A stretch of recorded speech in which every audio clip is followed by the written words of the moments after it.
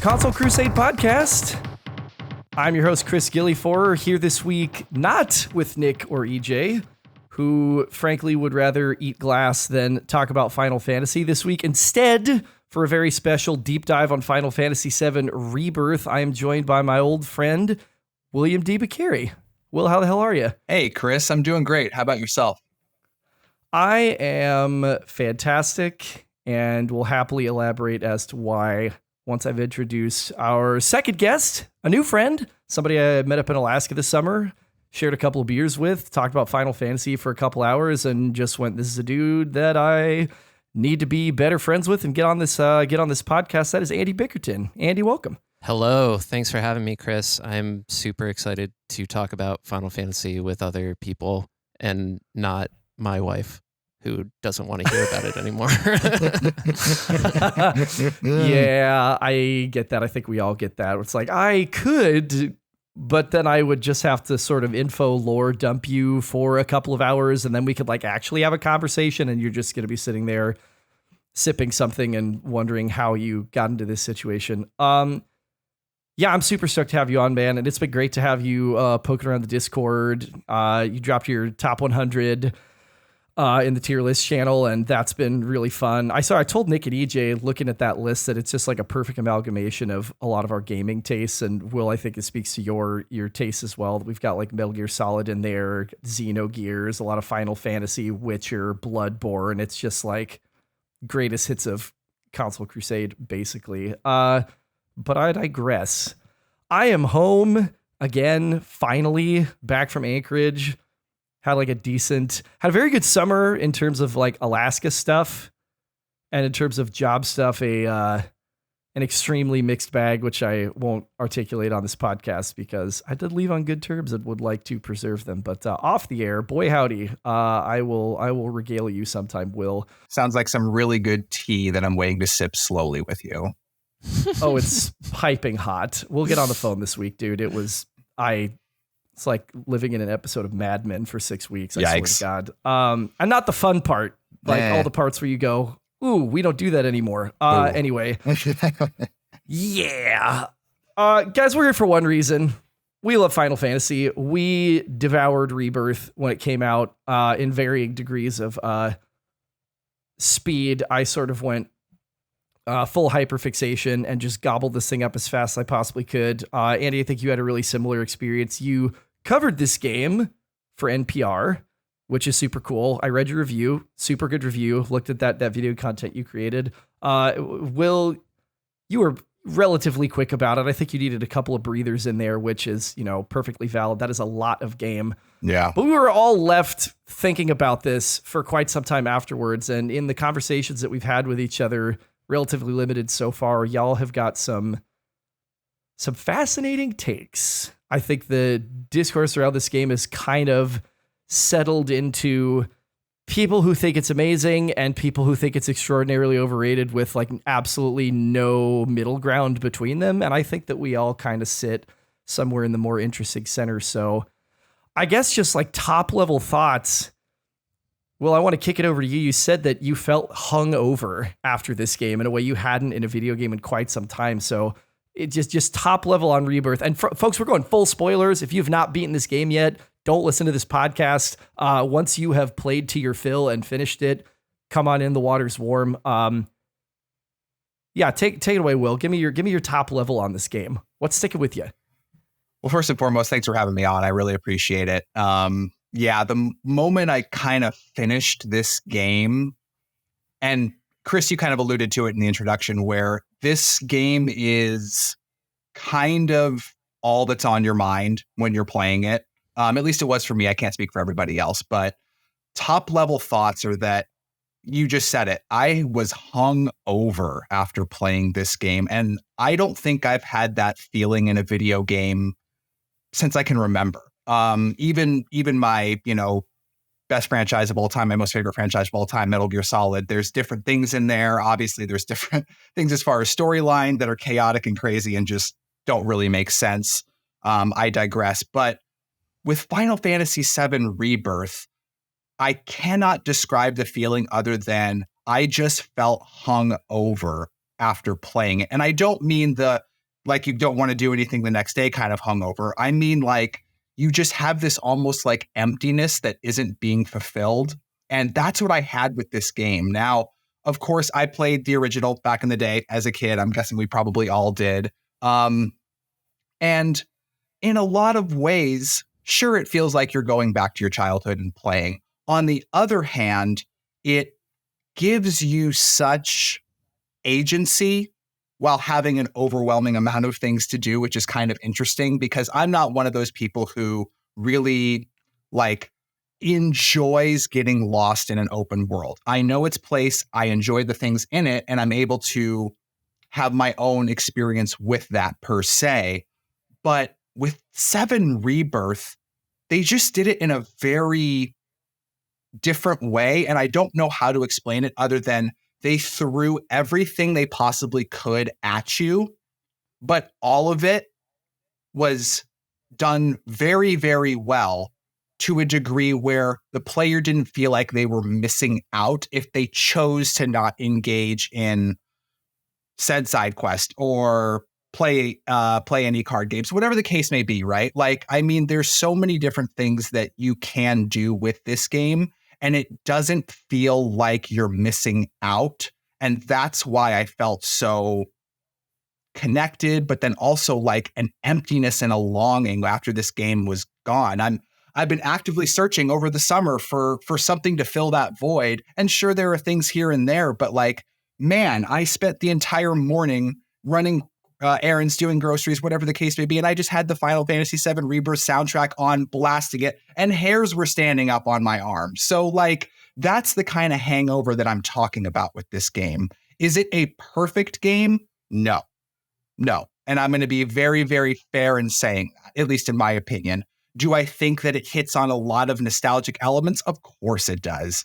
Does it take the Final Fantasy franchise and maybe move it into a more modern era? For better or worse, I would agree that it does. But just the mere joy that you can have with this game left me so empty after it was finished. And I've been trying to fill that void ever since. That's how I can best describe it. Andy, how about you? I that feeling that you're talking about, that kind of just like you're chasing that feeling. We will probably get into this later, but that's the way that I felt after playing Remake. And I feel like I've been still chasing that feeling. So I get Rebirth did not give me that feeling, but it gave me other really positive feelings. I loved it overall. I went into Final Fantasy and Rebirth, like the Final Fantasy generally and the Final Fantasy VII compilation, so deep in preparation for the review for NPR. I also, before getting the review copy, did an article where I played all the games in the compilation and read all the books and rewatched Advent Children. I did not watch the non-canon anime. That was, do you guys remember what the name of it is? It's like on the Advent Children DVD, I think. This is the one with, it animates the Nibelheim. The Niflheim reactor. Yeah. It's got Zack. Damn it, what is that called? It's got Crisis in the title, but I can't remember. That's the only thing in the compilation that I did not consume in preparation for Rebirth. And I reviewed Final Fantasy 16 last year, and before that played 1 through 16 in like a 2-year period. So I have been very deep in Final Fantasy for the past 2 to 3 years. I think really since Remake came out, actually. So going into Rebirth, I think that I just had I don't even know what my expectations were, but I really felt like I don't think I have been more ready to play a video game in my entire life. like mentally, right? Like I have never been more equipped to play something. Like I have just consumed everything there is to possibly consume in this lore, in this world building. And, I'm such a big fan of Kazushige Nojima, like he wrote the original plot, he wrote the trilogy, he did Final Fantasy X, which is another one of my favorites. I know, Chris, you and I disagree on that. But it's pretty good. Pretty good. I absolutely love it. He actually also wrote 13, which we also disagree at. 13 is pretty at the bottom of my list with the main series, the numbered entries. But okay, so coming back to Rebirth, how did I feel about it? I feel that overall, it had some of the most intensely impactful, like emotional, profound moments that I look for in a video game, and that do give me that feeling of emptiness afterward, that you're talking about, like jaw dropping, like the Temple of the Ancients, that whole scene where they're each dealing like with their trauma, right? Like, and the scene with Aerith and her mom, like after that, I was just like, jaw dropped, just like tears in my eyes. And like, I've never studied characters and character performance and just been like, what are they actually saying? Like, what is actually going on here?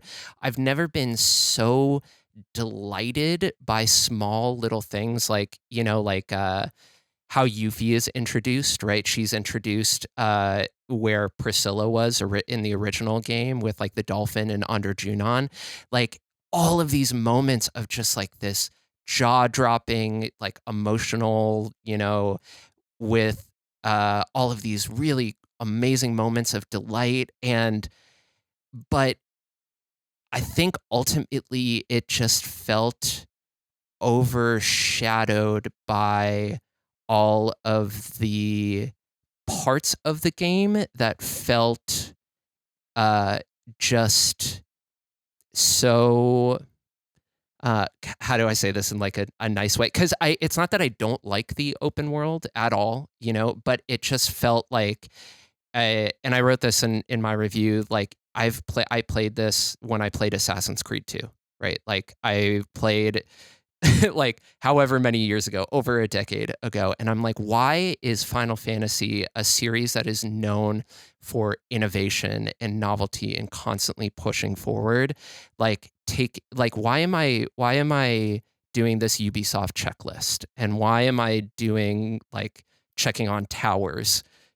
Or like, why am I climbing towers to open up a map and like do all this stuff? And it's not that is bad. It's just, it felt like it overshadowed really those moments of just deep connection, like deep, wow, jaw-dropping emotional moments. And that really kind of it eventually soured my experience. I think, like looking back on Rebirth, I have less of those memories of like those huge big moments, like amazing moments, and a lot of those memories of just like wandering around Gongaga, for example, and being like, hey, why am I fucking jumping on these mushrooms like to get way the fuck across the other end of the map? Like, totally. I just want to get this tower so I can finish this off. Like, those are the memories that come to mind for me. And that is really tough to reconcile, of like the high highs, such high highs, and like some pretty low lows of like, what are we doing here, guys? That's super valid. There's so many things I want to just like hop in and start getting into shit, but I guess I should also answer my own question. I binged this game like I've not binged a game in many moons. It came out on Leap Day, which I just chef's kiss, some Nomura ass shit for sure, of like, wouldn't it be funny if we release this game on Leap Day and everybody's wondering, what are they going to do with this blank check that we just gave them at the end of Remake, with the party literally killing fate and the manifestation of like expectation of what it's going to be to remake one of the most seminal games in history. and let's release it on Leap Day on 2 discs, which definitely got my jollies seeing that in the announcement trailer. I had just closed a show that I directed at Western Kentucky, and I had a couple of days where I could only really sort of dabble. We went to a theater conference, and then it was spring break. And so spring break was just gobbling this game up. And the week after, my wife, Tiffany, was out of town for her best friend's bachelorette party in New Orleans. So I basically had like second spring break where I could just come home from work and like do whatever, like didn't have to think about what we're watching and like making dinner together. It's just like, I'm just going to keep binging this game. So like 2 straight weeks of basically every waking hour that I was not at work, I was playing this game. And there was definitely a bit of a hangover for me as well when I went, what in the hell am I going to play now? Like, it's just so much to take in all at once. I am a sucker for a Ubisoft formula, unapologetically, and that is having a brain that is riddled with ADHD, is that if you could give me those dopamine hits of removing map icons and like opening the tower and getting to all those different locations, I think people keep aping that for a reason. And it is certainly not innovative in any way, shape, or form. It is literally, when they said like, yeah, here's these Remna wave towers, I went, oh, we're doing viewpoints. Like, I'm popping a viewpoint, I'm climbing to the top of the Sistine Chapel or whatever, and I'm exposing this section of the map, and now here's all the little questies I can go do. My eyes light up for some questies. I've been team side quest for years and years. I think that what I appreciated about it and why it didn't get stale for me, except for when they gave you that title card in one of the later chapters where it's like, you should probably go back and check the other regions because war is on the horizon and they may have new quests for you. And I went, oh, Jesus Christ, are you serious? Like, I had been methodically clearing and I felt like I'd cleared these zones already, and I took a deep breath and went, okay, let's go back and do that. But that was the one moment. Otherwise, all of those different things were asking me to either engage in bespoke mini games that they created for this game, almost all of which were great to excellent. Like Queen's Blood, holy shit, I want that injected straight into my bloodstream. That, and they've said, they said it's going to be in part 3. They said like Queen's Blood is coming back in part 3. They just got right out ahead with that at a recent event. Like, yes, give me that. Give me more of that. Even Fort Condor, which was pretty fucking obnoxious. I had to do a couple of YouTube tutorials. I was like, I don't know what I'm doing wrong, but I'm running out of time every time. They were almost all really, really good. And the ones that weren't, I was willing to kind of sort of suffer through. God, like the whole little bot fighting one in the Cosmo Canyon where you're going into the sending the little drone into the live stream and doing this like little like bot with different lane combat. I'm like, oh, we're doing like a MOBA light now. Like, that's so sick. Like, that's awesome. All of these just designed for this game. You're either doing a mini game, you are getting to see a corner of the map that's got like a beautiful viewpoint or a specific like crystal formation. Getting to engage with the battle system in ways that are more challenging than the standard encounters by fighting like the rare game, doing some of like those hunts and fights, making me think differently about my party comp, which I'm like loath to do, but I respect when a game asks me to do. Or I'm doing one of the things that are literally designated side quests, and every single one of them is tied to a party member. And they all give you these moments of humanity and some of those like emotional impact. Andy, the one that I think of a lot is helping that bartender get his Queen's Blood card. I think this is literally in Calm, in the first area. And it turns into this one of the first things, isn't it? Yeah. And it leads to this meditation on like what's been lost, and Tifa wondering about like what's the home we're going to have to come back to. And like he makes the cocktail, and it turns out it's the cocktail that she had made for him years ago when he was a Midgar. I'm like, that is amazing. And they're all like that. I'm glad you mentioned the voice cast, Andy, because like, god damn, they held it down. Even after remake was kind of like with Barrett, especially, I was like, how are they going to handle Barrett? He is such a bad stereotype of how Japanese people view African Americans in the original game. And so I was like, please let him be a three-dimensional human. And in Remake, he was like closer to it, but I didn't think he was all the way there. And in Rebirth, he was my favorite character. It was astounding what that voice actor did with Barrett. Those are the times that I was in tears. His performance was nuanced. It was compelling. He brought such a three-dimensional sense to this guy who literally had always been like a trope. As had them all, as had they all. I mean, it was the PlayStation 1. Like, and I think that this kind of encapsulates my top level summation of this, which is the characters were always two-dimensional. The world was always a bunch of JPEGs that you ran around on and tried to figure out, okay, where can I exit from? What can I interact with? Because it's a PS1 game. But in our imagination, it was bigger than that. And this game is the manifestation of what our imagination of Final Fantasy VII was made flesh. On the most cutting-edge hardware that they have. Ran pretty damn well on my machine in performance mode. I wanted 60 frames. I got 60 frames. Love it. Yeah, I mean, I paid so much money for this PS5. Like, I want the buttery smooth every time. It like, looked amazing. It's an incredible achievement. You know, it's not like, you know, a Final Fantasy 6 to 7 jump or like a Final Fantasy 9 to 10 jump, but it is like top tier character models. I mean, the character models are insane. Like, oh my God, just watching like Red 13 run around, like, it's just absolutely amazing. Right. And watching Yuffie in combat, I mean, Jesus, doppelganger on doppelganger with particle effects and things going around. It's like machines should be crashing with the amount of shit that's happening on screen right now. Yeah, like, this is incredible. Yeah. And like, were there a couple slowdowns here and there when absolute fucking chaos is happening on screen?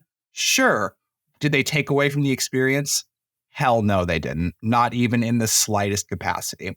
I actually kind of want to go back to something, Andy, that you touched on. And then, Chris, you really drove home from an opposite perspective, being that Ubisoft stan as far as the checklist kind of like open world situation, right? I'm of your mind, Andy. I can't stand that shit. I really can't stand being bogged down by that. But the difference maker for me in this game was that I didn't feel that. I don't know why. I don't understand why. If Final Fantasy VII Rebirth team can sit down and talk to me and say, hey, here's why you feel this way, I would feel much better. But here's the thing, is that I traditionally cannot stand that open world type checklist formula. And for 7 Rebirth, I don't know if it's because they had 30 plus mini games to throw at you. I don't know if it's because it was a nostalgia factor. I can't quite put my finger on it.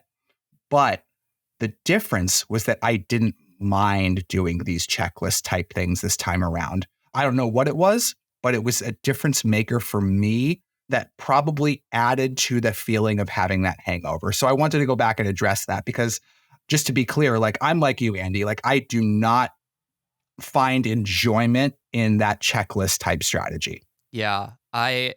Well, 2 questions. How long did it take you to play the game, and did you 100% it? Game clock, or sorry, like did you play it over months, you know, versus? I would say I started it at launch, and then I can't remember when I finished it, but I think it was over the course of 2 months.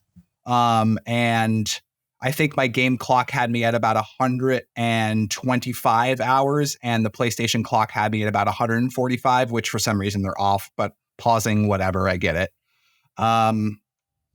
I did not 100% the game, but I did every single side quest and every achievement that you can accomplish, minus, and you guys are going to hate me for this, minus Queen's Blood.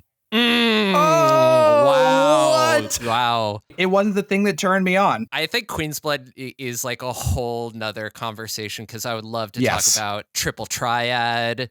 And you guys know Triple Triad from Final Fantasy VIII, right? Like, that was the gold standard in mini games in a Final Fantasy for me. And I am very much with you, Chris. I think Queen's Blood is a a goddamn masterpiece. But the reason why I ask you those questions is because like Chris, I had a similar experience where like I had to get the game done to review it in time, right? And I played 75 hours in 16 days. And then I had to write the review, in like a few days, right? So I got to that point where I 100%ed the grasslands and I 100%ed under Junon. And then once I got to Corel and I was like, it started that dragging, right? Of like, the marginal utility here is it's shrinking, it's diminishing pretty hard. And I feel like if I took some more time to just be like, all right, well then I'm going to just lay off, or I'm just like not going to do it, I think a little bit more time and space would have helped me not resent the checklist that I felt like I had to do. Totally. But that is a hypothesis, because I am definitely one of those gamers who feels guilt if I like don't do shit that the game wants me to do, right?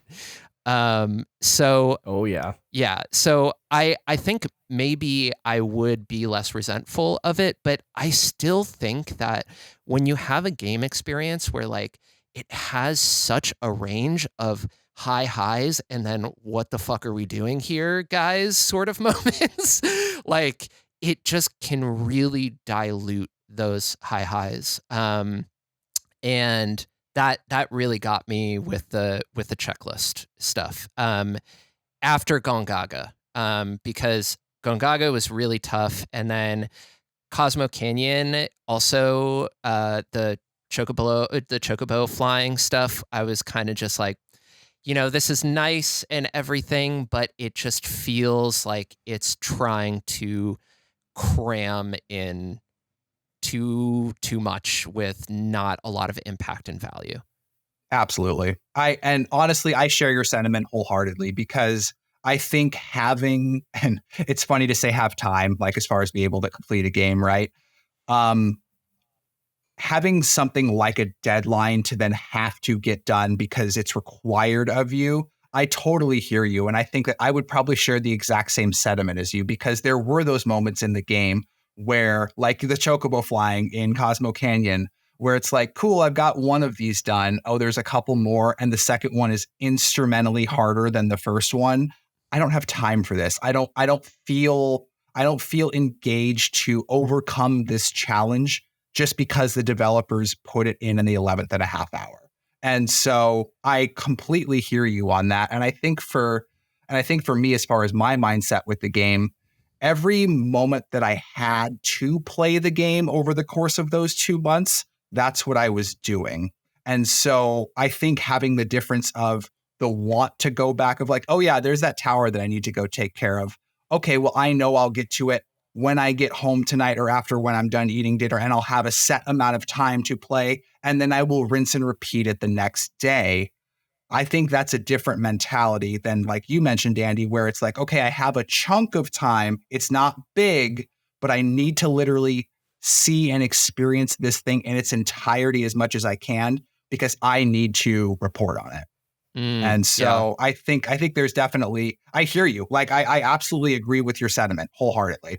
Yeah, there's a great Shigeru Miyamoto quote that he says he wants, this is quite some time ago, says he wants to make games that people think about when they're on their way home from work, when they're on their way to school, and that they can have the thought of, even if I only have 30 minutes today, I want to spend it playing that game. I think that speaks exactly to what you just said, Will. And those tend to be the games that are my favorites, the ones that I'm just itching and like, I just cannot wait to get back. I've only got an hour, but I can't wait to spend it playing Dark Souls, which I never thought I'd say until this year, to spend it playing Metroid Prime Remastered, to spend it playing Rebirth.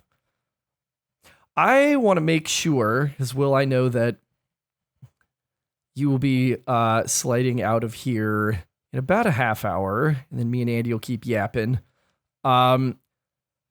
I am interested in a conversation that you started to broach a little bit, Andy.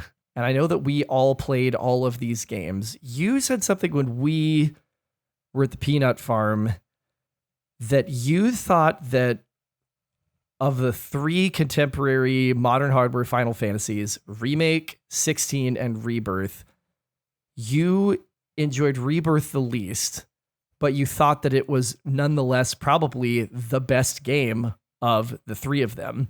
And I think that, at least in some of the Discord servers I'm in, people speculating about Game of the Year candidates at the Game Awards, shout out Jeff Keighley, that Rebirth is going to be nominated, and they think that it doesn't have a chance in hell of winning, which I think is fascinating. And I think speaks to exactly what you just said, which is a way of having it phrased that I hadn't heard before. So I'm interested in y'all's thoughts on this, being people who played all 3 of those games.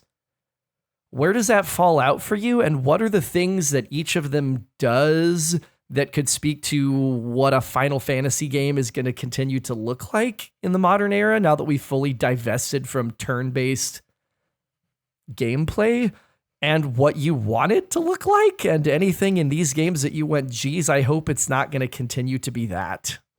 Oh, man. Yeah, well, I'm interested, to flesh that out a little bit. So the way that I would rank, because we're human beings, we love to rank things. The way that I would rank, my enjoyment of the 3 modern Final Fantasies would be Remake at the top, then 16, then Rebirth. But I would actually flip that for the quality of the game itself. The execution of the game. I think Rebirth is an astounding masterpiece, what they were able to do with it. I think that they had a vision that they executed on just so well.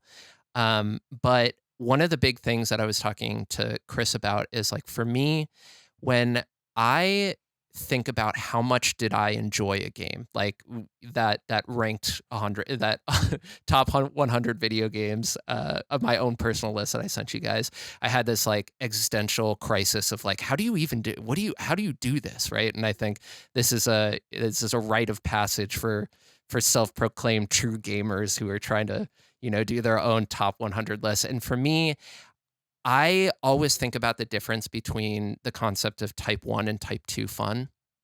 I don't know, Will, if you've looked into this. It's type 1, type 2, type 3. Type 1 fun is essentially you're having fun while you're doing it, right? Type 2 fun is you're having fun in retrospect. So it's a sort of thing where it's you go on a super shitty camping trip where it rained the entire time, but you are talking about it a couple years down the line, and you're laughing about it. You're having a really great time recalling that event where there was no type 1 fun, but recalling it.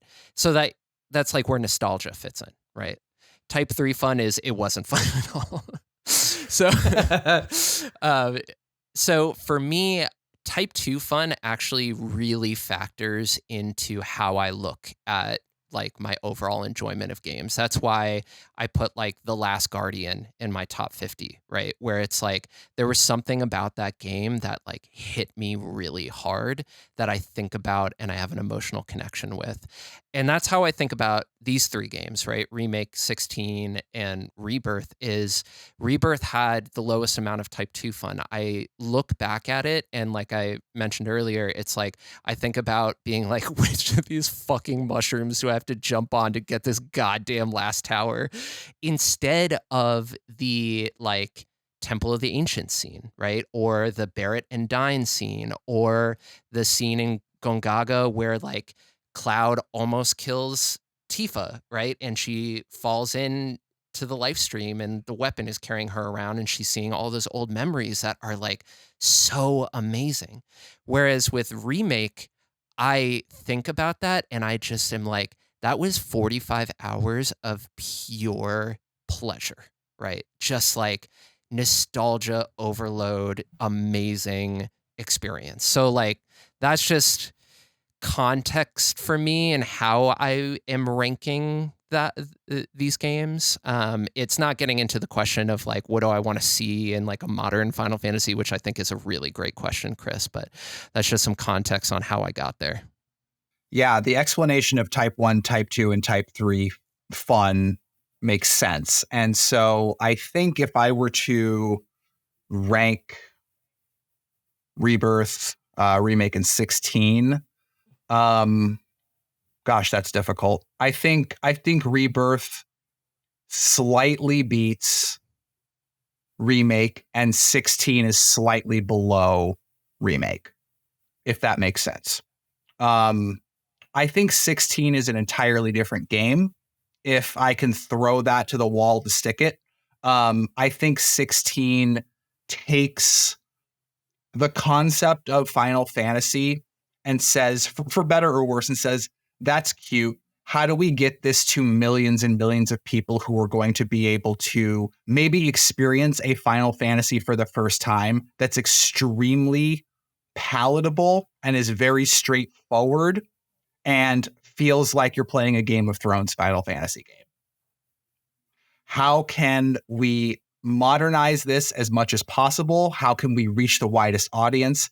That's what 16 feels like it was doing, with polish, with awesome gameplay, with different cutscenes that were emotional. The game kicks ass. The game does a great job of being very, very fun to play, and also very, very open as far as applicability to a wide audience. I think Rebirth takes everything that Final Fantasy has ever learned, ever appreciates about itself, and says, here, in a really nice modern package. I think, like we mentioned, there are definitely flaws that come with it, but I think in terms of the overall impact of, we went back to the conversation of Jeff Keighley in Game of the Year. It's sad, but I don't think Rebirth really is going to win. Do I think it gets nominated? Yes, I think it gets nominated, but I don't think it's going to win. Do I know what's going to win? I don't. And then Remake itself, I think, was a really positive stride forward for those of us who were craving our nostalgia. And I think it did a fantastic job of kind of adhering to what we wanted as fans, but then also was like, hey, nothing is set in fate anymore. Have fun with the way that the game ends. And that sent fans into a spiral of, okay, are they really going to blow this wide open? Are they going to change canonical things as far as like Aerith's death and different things like that? How are they going to treat this? And I think the mystery at the end of Remake was, for me, what I really, really enjoyed about the game as a capstone final part. But the rest of it was all kind of just this nostalgia, fun build up to understanding that you're getting to a greater goal. And then at the end, they say, yeah, well, guess what? We're going to change things up on you, but you don't know how we're going to change things up on you. So to answer your question, I think that Rebirth is probably, in my opinion, the best out of the three, but I think it's hard to compare the three because I think even equally they do different things, especially with 16. 16 is riding and kind of like marching to the beat of its own drum, so to speak. I mean, yeah, that's certainly true. It is the first fully like action based combat where they just said, screw it. Like, we're just going to do, Devil May Cry basically. And to great effect, I thought. Right. Yeah, 16 is such an interesting case study too, in the way that came out, got an 88 review aggregate on OpenCritic. And by the time the DLC expansions came out, I've played the first one, Echoes of the Fallen. I haven't played Rising Tide yet. Rising Tide especially released along with it a balance patch that made the like moment to moment fighting, like trash mob fighting, faster, snappier, It buffed and debuffed some of the different iconic abilities so that they would be more of them would be more accessible and easy to use, so you could mess with your loadouts a little more, and gave you 2 fully new sets of iconic powers. They got panned. People turned on that game so hard in year since release that I think Rising Tide's at like a 73 and Echoes of the Fallen is like a 70. People did not fuck with these expansions like at all. Wow. And the Rising Tide literally made everything about the combat in that game better. So that was fascinating to see that happen so quickly.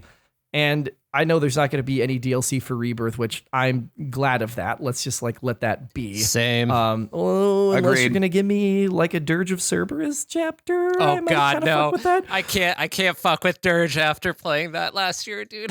It's going to be the second, or like it's going to be the second or third hour into whatever they call the third one. You're going to be like, oh, cool. You're going to put this here. Great, thanks. They're awesome. Definitely going to have like a little. Oh, it's going to like, be there. Vincent, yeah. Remake third-person shooter, yeah, for sure. It's going to be there. We got a Crisis Core remaster.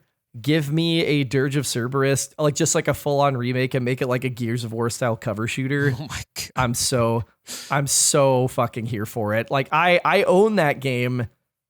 I think never played more than an hour of that game because I got it so far after it was so expensive for a long time. And then by the time the price fell, I'm not carrying my PS2 around, from like move to move anymore.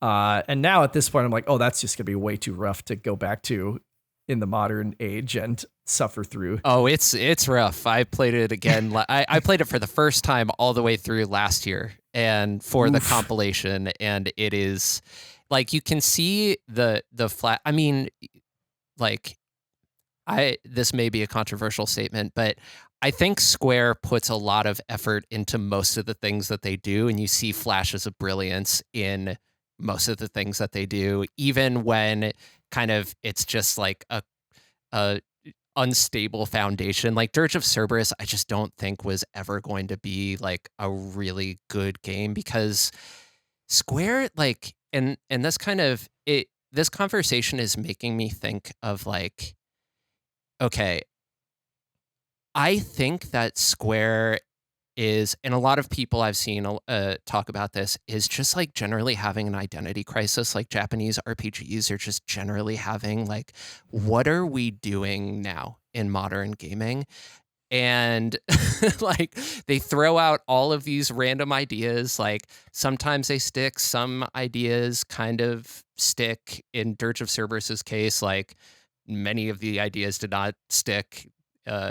That was a long time ago, but I think that when I think of Final Fantasy, right, like the core of what makes Final Fantasy so special, I think of narrative, right?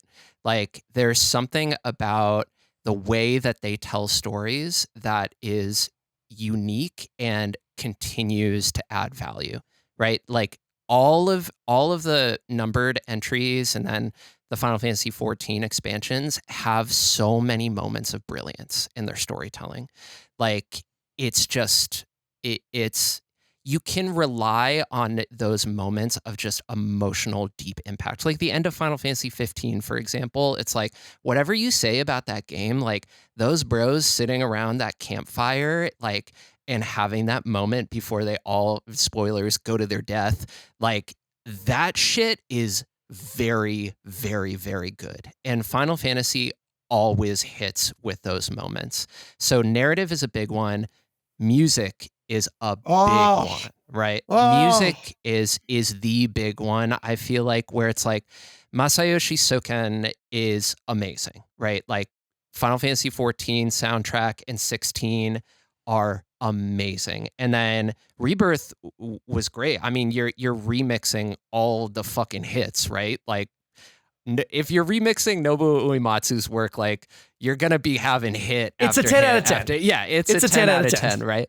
So like you have narrative and you have music, right? But I think after that, like I really don't know what I am looking for in a Final Fantasy. If I'm being honest with myself, like I miss turn-based combat. I'm going to be honest. Like I do, but if they went back to turn-based combat in Final Fantasy 17, I might feel like, I don't know about this. Like, but what I will always go back to is narrative and soundtrack and music in a Final Fantasy. We were talking about this, I think, in context of Final Fantasy 16 when it was getting ready to come out. And I don't know if I said this explicitly in that episode, but Final Fantasy to me is a feeling, like it's a vibe. What makes a Final Fantasy game is the vibe. And they do it as good or better than anyone. And I think a mix of like literally narrative and audio and then world design, like those three things together, I think is how you arrive at that vibe. It's things like having a Moogle in the hideout in Final Fantasy 16. That's just like that's part of it. And it's the melodrama. It's that we know that we're doing soap opera.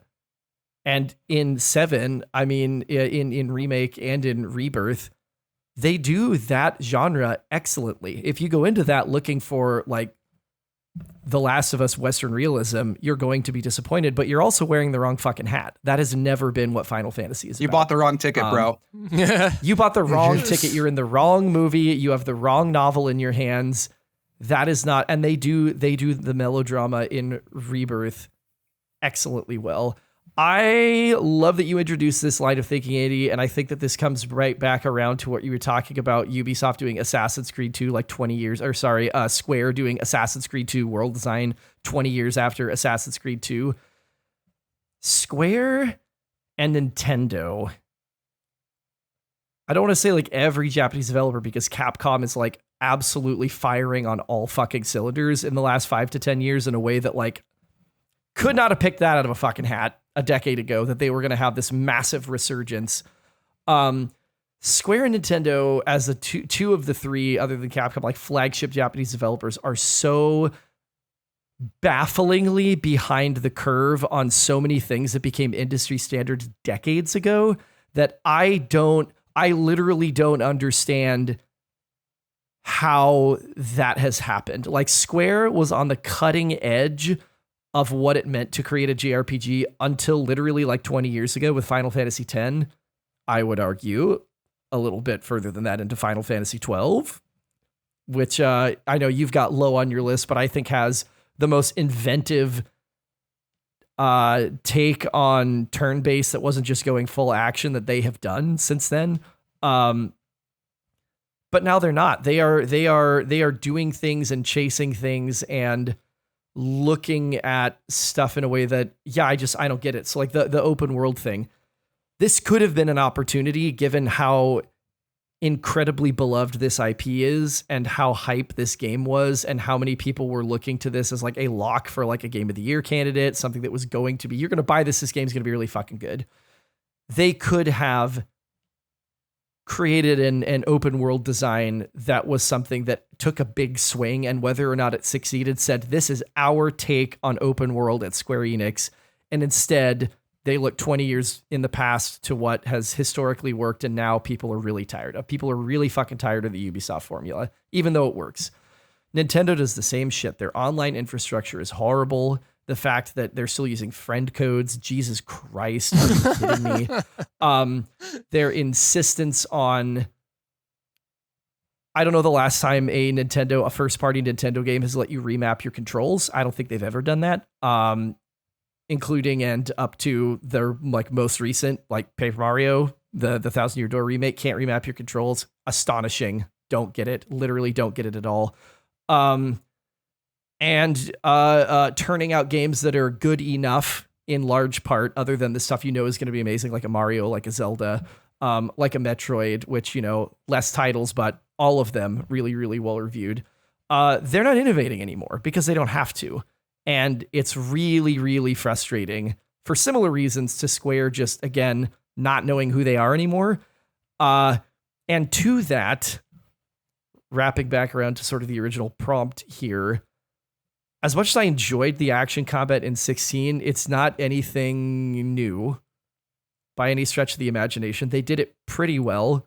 I don't know about y'all, but I had my like trash mob clearing loadout, and then I had my boss loadout, and I would toggle between the two of them as the case may be. That's like, just let me get these things out of the way quickly. Great, we're moving on. And then, yeah, stuff that required a little more nuance. Remake felt like a half step. Like they were afraid to move away from turn-based combat, so it was slower. It forced you to silo all of the characters. Like, for example, Cloud not having a ranged attack, like that you're just gonna have to switch to Barret or Aerith. You don't have a choice. Whereas Rebirth said, how can we iterate on this in a meaningful way that we haven't truly seen before? And give us a battle system that I think is fucking incredible. I think that was one of the highlights of this game, that every combat encounter, I mean, my brain is just absolutely firing, looking for, where are my openings? How can I get that stagger gauge higher? This person needs to get a few more ATB charge. Making ATB charges meaningful with the synergy attacks. Oh my God, knowing that if I'm pushing this boss towards stagger, I'm going to want to pop one of my Cloud Tifa synergy abilities to hit the stagger and simultaneously extend it before I can switch over to like a damage dealing one with Cloud and Yuffie, or just let Cloud unload with Apocalypse Now, Ragnarok, Heaven's Gate. What's the name of his like big wind up like 2 ATB that just hits like a Mack truck? Heaven's Gate. God, I love I think that it thing. is Heaven's Gate. Yeah. Yeah. So I'm just like flipping between characters, and the expansion and contraction felt more meaningful and specific than just it being slow every time I'm in a menu. That I would like pause, give commands to characters, get right back to the action. I would switch to Tifa, slap a couple commands, switch back over to Cloud, switch back over to Yuffie, which was my like typical party comp, the three of them. That felt like the most original thing they've done in one of these flagship titles in forever, that they made something new. They made something truly unique. And I sincerely hope they use this as a test study in the way that Final Fantasy can be something that is all its own and not just borrowing from an industry trend that's like years old by this point. I would love to see Final Fantasy XVII have a version of this system. I would love to see that. Or if you're going to go back to turn-based, you're going to have to do something to make it distinct. You can't just go back to doing Final Fantasy X again. You know what I mean? Like Bravely Default has its thing. I really liked Octopath Traveler and being able to like charge gauges and then boost attacks or use specific things. I thought that was a really neat system. Something like that. You can't just go home again. You know what I mean? So I'm hoping that's what we get more of, or at the very least that maybe it's shown them that they can do something that's new in the modern era and trust that. Although the sales numbers for this game are so fucking bad, I'm afraid they'll learn the wrong lesson. I think that they are doing like, so for me, they're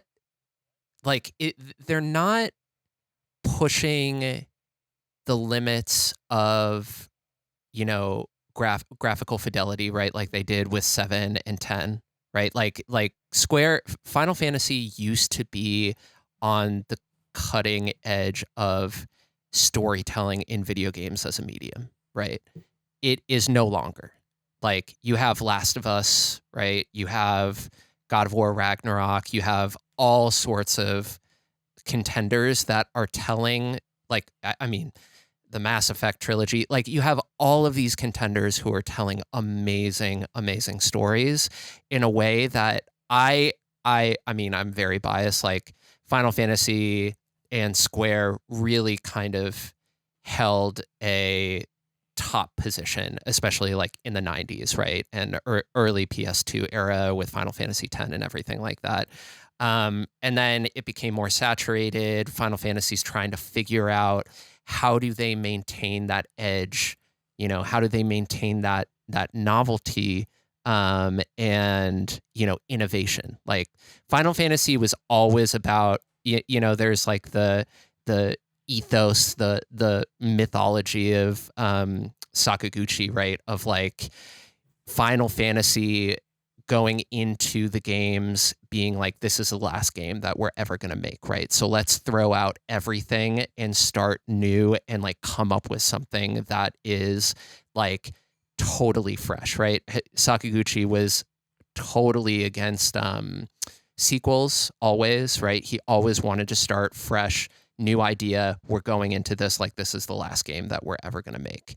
And I feel like now they are still at the top in certain ways. Like the whole idea of the remake trilogy is very innovative to me, right? Like we are living in this age of like we're fucking remaking everything, right? And Kazushige Nojima turns it on its head, right? With probably, I mean, Nomura and all the other crazy genius game developer scientists that Square Enix has, where it's like, you know, instead of people thinking that we're going to do this remake, we're going to turn it into a fucking multiverse, right? And we are going to have people guessing like, what are we doing? We're going to create this like world and this compilation in a way that people can delve into it and have hours and hours and hours of conversation of what is actually happening, what is going on. And I think that is really new. I think that idea is really fresh and I really appreciate it.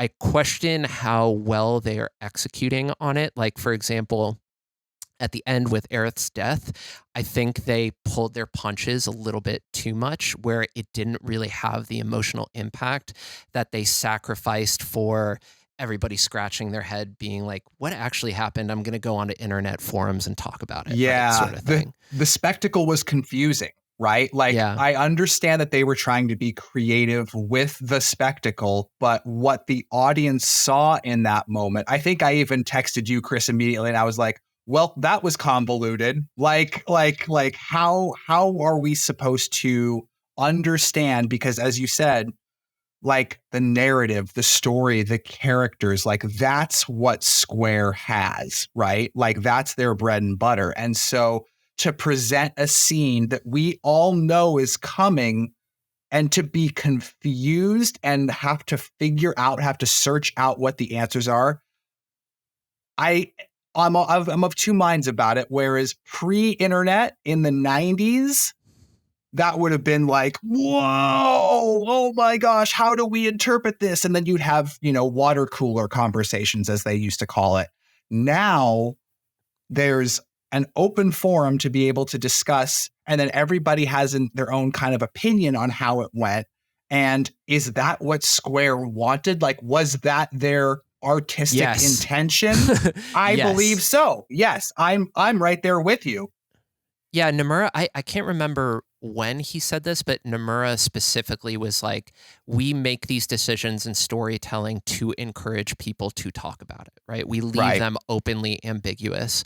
And I think the conversation around Rebirth, like it released, the ending came out, tons of videos of people being like, oh, what happened with the ending? You know, like, let's talk about it and have a conversation. I haven't seen shit about it since then in a way that, like, with Remake and with the compilation, like, coming out with Nojima's books coming out, with Ever Crisis coming out, with kind of this rollout of products, building that world, it felt like people were talking about the buildup to Rebirth over and over and over again. And it was a really interesting conversation.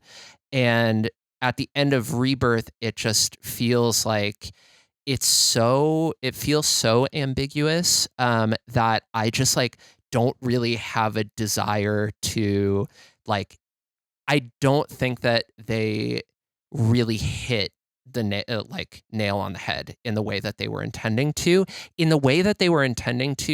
to be ahead in storytelling. Right. To be ahead of the curve in storytelling. I still think it's really genius, really ambitious what they're trying to do. And I appreciate it because if Final Fantasy is trying to do anything to like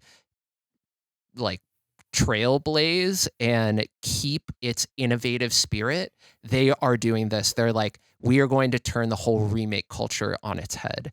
But I don't think that they hit it as well as they have in the past when, like, you know, Final Fantasy VII came out and that changed how you tell stories in this medium, right? Like that fundamentally changed. Like 10 was, Every time I talk about 10 now, well, I'm gonna think about you, Chris, because like you're like the only one I know who speaks ill of 10. But like when 10 came out, you're like, holy shit, voice acting, like, you know, and Metal Gear Solid 1 did it and everything, and cinematic storytelling, but there was something about 10 that was amazing. And I just don't think that Final Fantasy is hitting that innovation in the way that it used to, and they're really, really struggling with it. I agree. I want to ask both of you, what was your favorite? Because we've been talking about soundtrack, and that's kind of been a through line throughout this whole thing. What's been your guys' favorite song in Rebirth? The dog song. Okay. Yeah. No. Sorry. Yeah, that's up there. I was like, babe. There you go. That's a decision.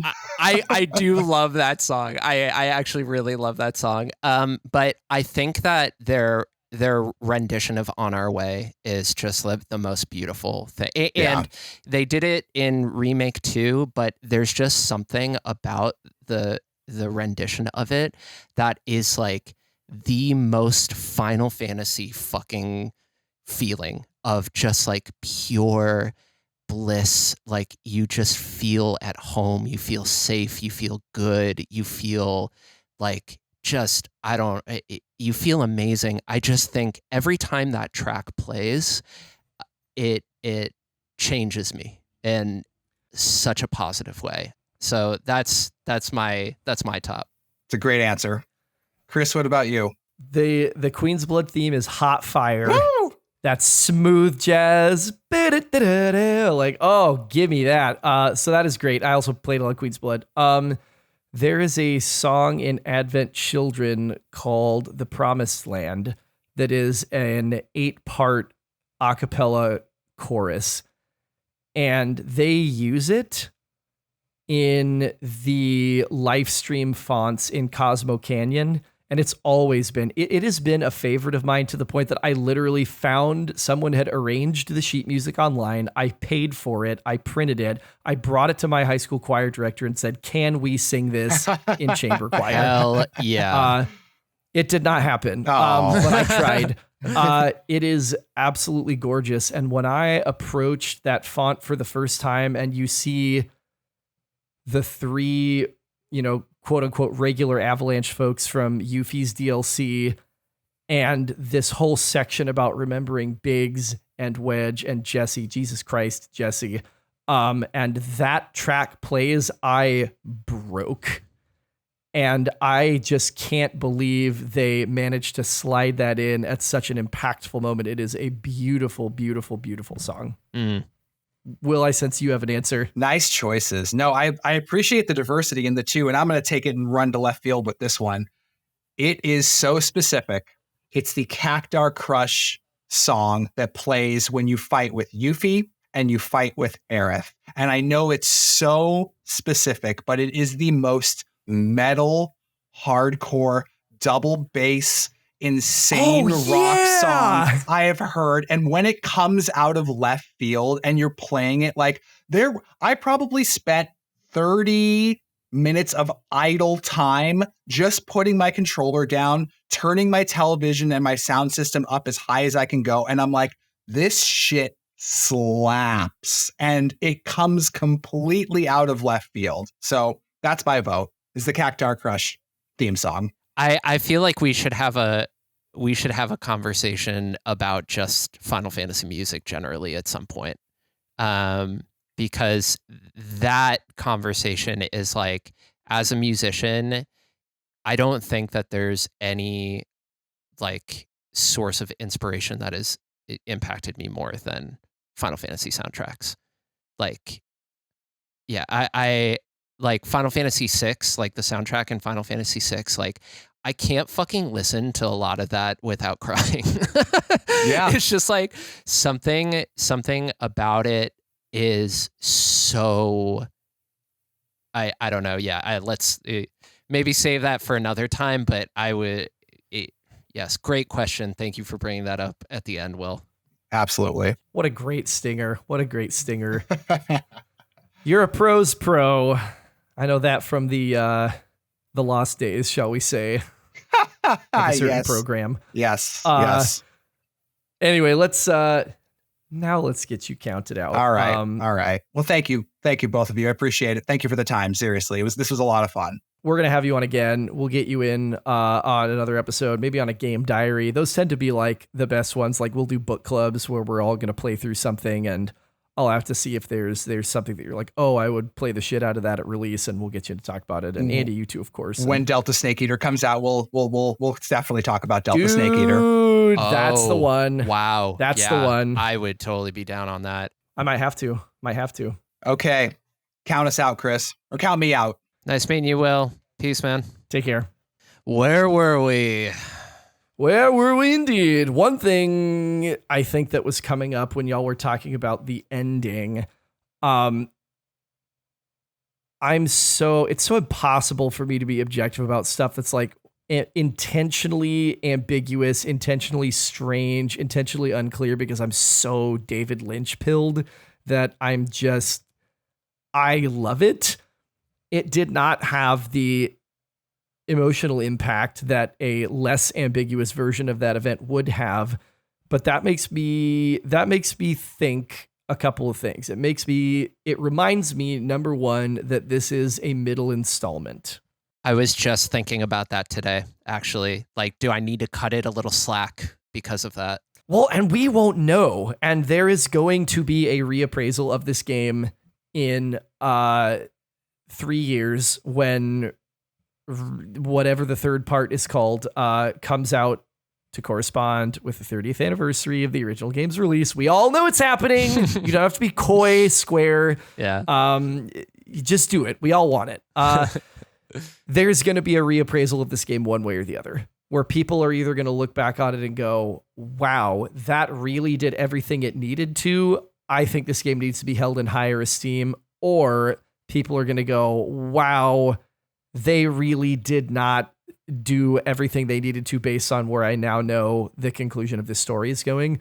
I would bet, if I'm a betting man, I'm really not, but I would bet that the catharsis is coming and that we are going to get that moment of lucidity where Cloud realizes what he has really lost and that it is in fact lost.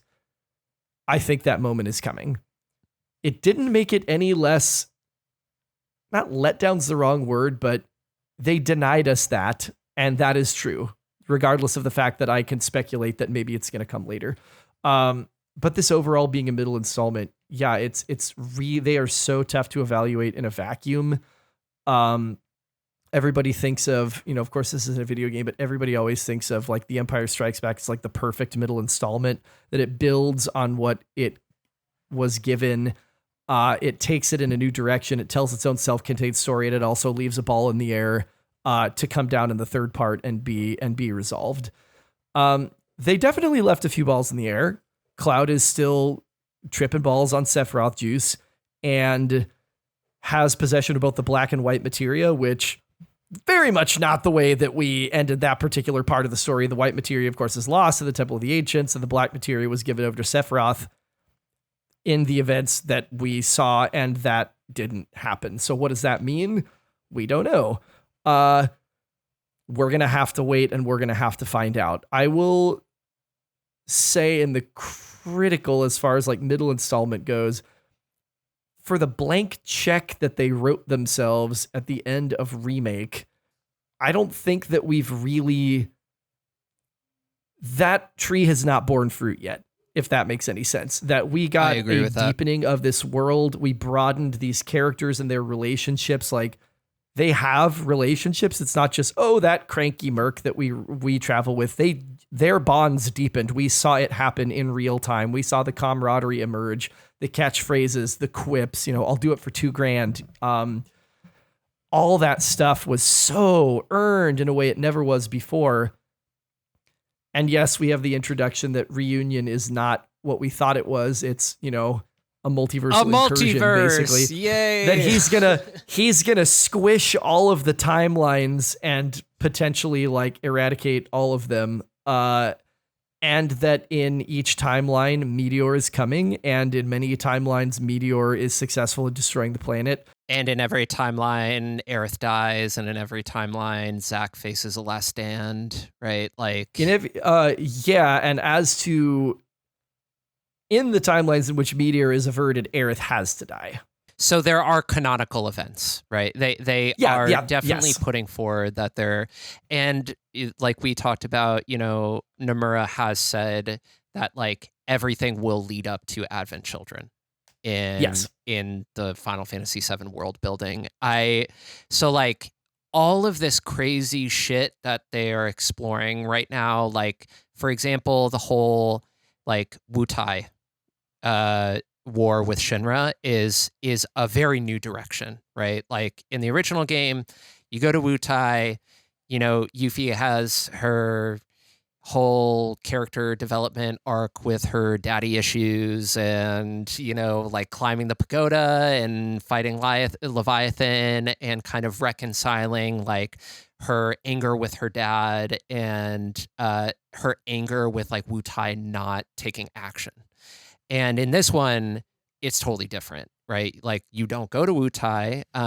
Glenn Lodbrok, who is a character from, did you play Ever Crisis at all? Has Ever Crisis launched yet? Yeah, it's the mobile game. It's the mobile. No, I haven't. Okay. But I want to, when Before Crisis comes to Ever Crisis, I want to play it. Yes. Because that was, for years have been like this cell phone game has been stuck in Japan and it's about the Turks and maybe Cloud's dad, ? And I'm actually quite excited. Ooh, side thing, Cloud's dad is mentioned. The only time in the compilation that Cloud's dad is mentioned is, I think it's in On the Way to a Smile, which is one of the books.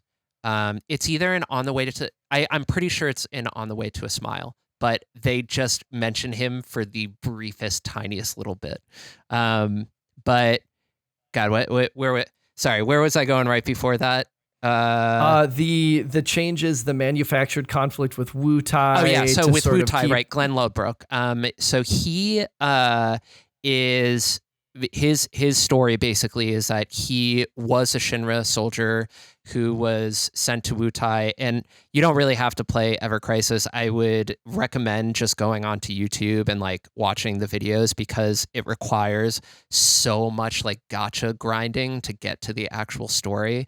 Like, dude, I spent probably 30 hours just like playing on my PS5 and just like hitting my phone over and over again so that I could just like get to the grind to the story. But, because they wanted to incorporate all the elements from the compilation into the remake trilogy, they bring Glenn in.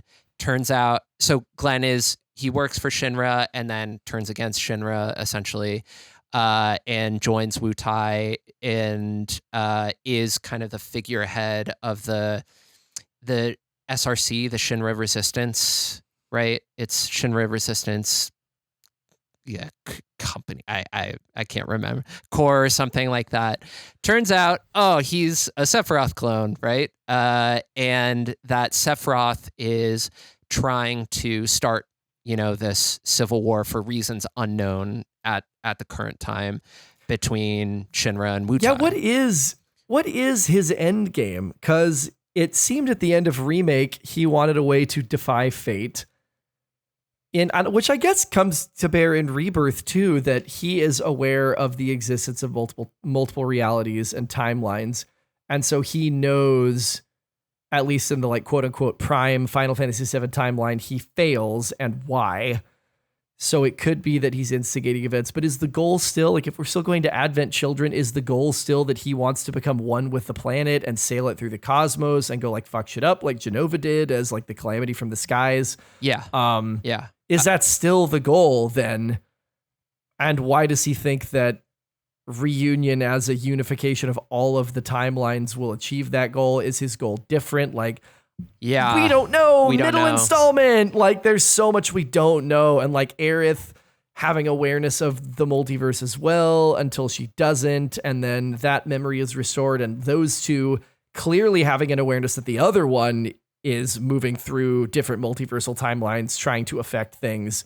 Okay, so we're getting into the whole part of this conversation that is like, what are all the questions that the remake trilogy is introducing, and like what do we know at this point, and what are we speculating on? And that whole thing, it's just a Pandora's box, it feels like, because there are certain things like, with the whole Wutai, like starting a war with Wutai and Shinra that weren't in the original, that we don't really know at this point, like what is Sephiroth's endgame. As far as Sephiroth's endgame overall, it is. I know that there's a lot of people who are like, actually, Jenova is the ultimate antagonist, right, of Final Fantasy VII, because Jenova is like this, cosmic, like interstellar traveler, like evil entity who's just bent on destruction, right? And Jenova is the one that is actually like controlling Sephiroth, right? But Sephiroth also has shown signs that he wants to break from Jenova and have like his own shit going on, right? So maybe I don't really know at this point what his end game is with that, if it's him or if it's Jenova, or like there are certain things with in On the Way to a Smile in the book, it kind of starts linking a little bit the whole idea of like, why does Aerith know everything that is going on in the remake trilogy? Because after she dies, she is basically still alive in the live stream.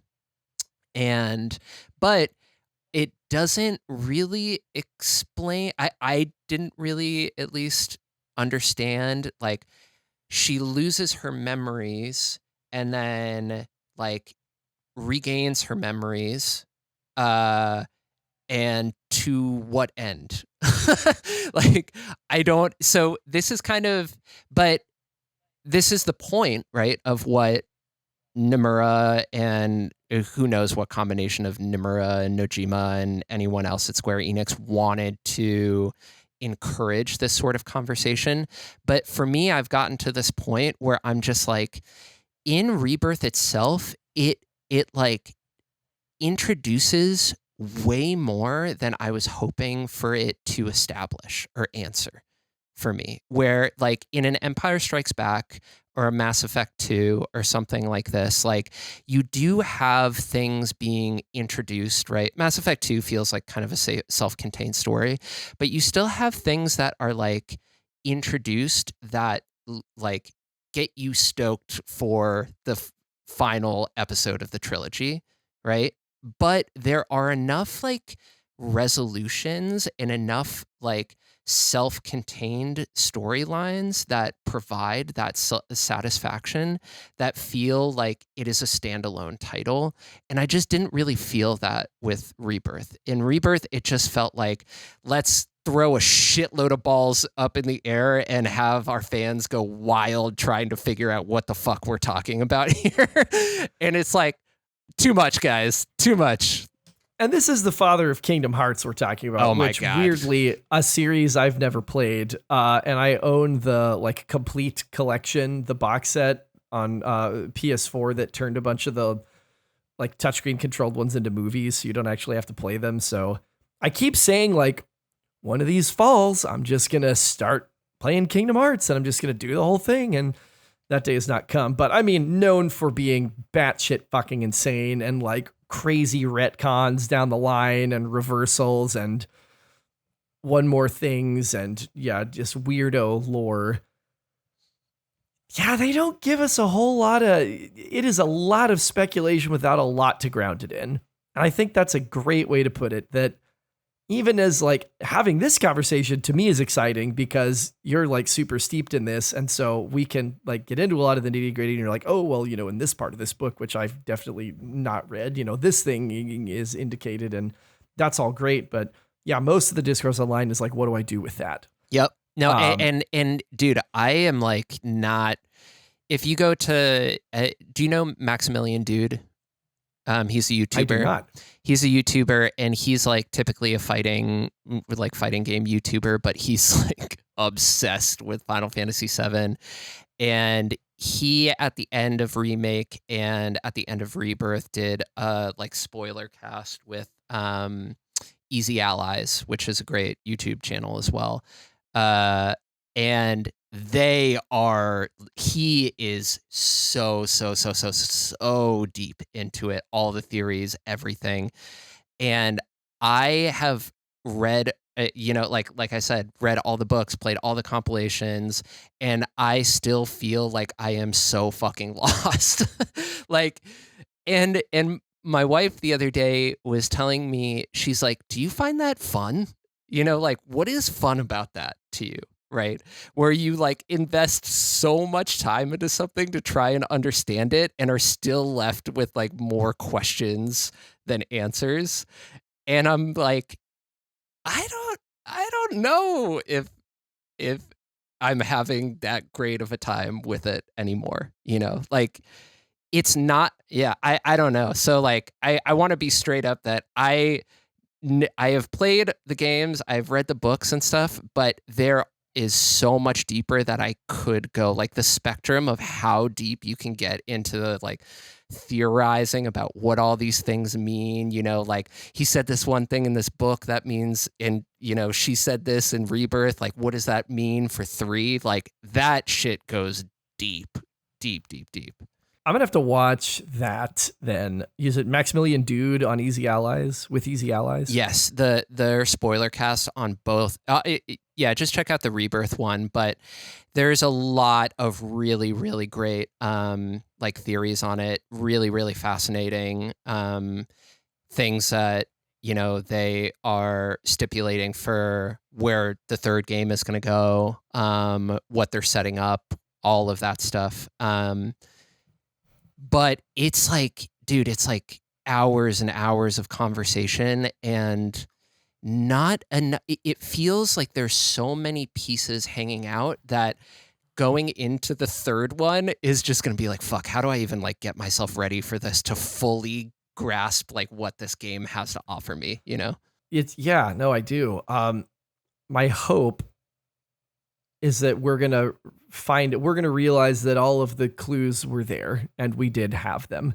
And I think that will be like the best case scenario, that if it's not going to be Empire, that's a little more self-contained with one big ball in the air of how are we going to do this? Like you tried and you failed and you got hurt and now Han's gone. What are we going to do? I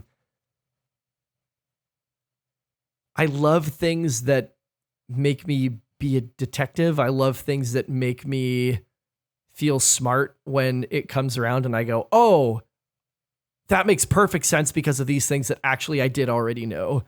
And that's, again, Twin Peaks, that all the clues are there. So says David Lynch. And so stewing in the mystery is a big part of what's fun about it. Did you not find yourself doing that for Rebirth? Like you, like digging into the compilation or kind of like doing research, or did you kind of just take it at face value? Like I've played some things in Final Fantasy, like I'm going to enjoy the references that like make sense to me. Mostly face value. I had to do some Googling, like when I played Yuffie's chapter and like Deep Ground or Underground, like, those dudes, I was like, there's that Dirge of Cerberus lore. Yep. And it seemed like that was just there to be like, yep, like we said in Dirge of Cerberus, this has been there all along. And now you're seeing that it's there all along. And that's what this feels like, honestly, is this is the ultimate Final Fantasy VII game that is neither remake, truly, nor sequel. It is an amalgam of all of these pieces and an attempt to make, one whole out of it. And then also, we're remixing it as well because we can't just remake Final Fantasy VII. Like it has to be its own game. And they said that a long time ago when people, after the tech demo, when people lost their minds and were like, when are we going to get this? They said something to the effect of, they didn't want to remake it because it felt like an admission they weren't capable of making a game that was as good as Final Fantasy VII. And so I think that that's still, because all these old heads are still around, that philosophy still permeates the way they're approaching this trilogy, that they could absolutely have given us 3 games that were just like remake and people would like it and it would be good. But I think it would be a betrayal to them that they couldn't do something new with that material, which is really rich for fucking around with and seeing what happens. So all that to say, I didn't do a lot of it. I did a fair amount of Googling, and some things that I went, I'm pretty sure I know who you are, like Cisne, where I'm like, you're a Turk, right? Like, I'm pretty sure I know who you are from Crisis Core. But just like, let me refresh my memory. And then, yeah, Gled Lodbrok's like, who the fuck is this guy? Like, Google. Oh, cool. That's really neat. But mostly I was just like, what is this game presenting me? Not necessarily at face value, because I do think there's a lot potentially right below face value. Like, is Sephiroth a reliable narrator? Like, is he even telling the truth? Yeah, it's just, it feels, this is interesting because I haven't really kind of gone into this conversation about, like, I am somebody who went as deep as, like, I could prepare myself, like, was it worth it?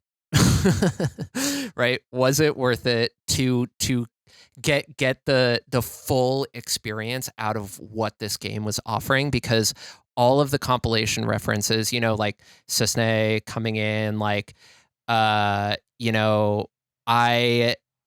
all of the small little references to, for example, one of the books, the kids are all right, is Kyrie is the main character, and like, I enjoyed her in the book way more than I enjoyed her in the game, but although I will say, on the subject of music, her track is so fucking catchy. Like, that is such a bop. Great. Like, and it's so great. It's just the right degree of annoying. Not that it actually annoys you, but that it is perfect for her, like, her character in this game of the person that's like all style, no substance.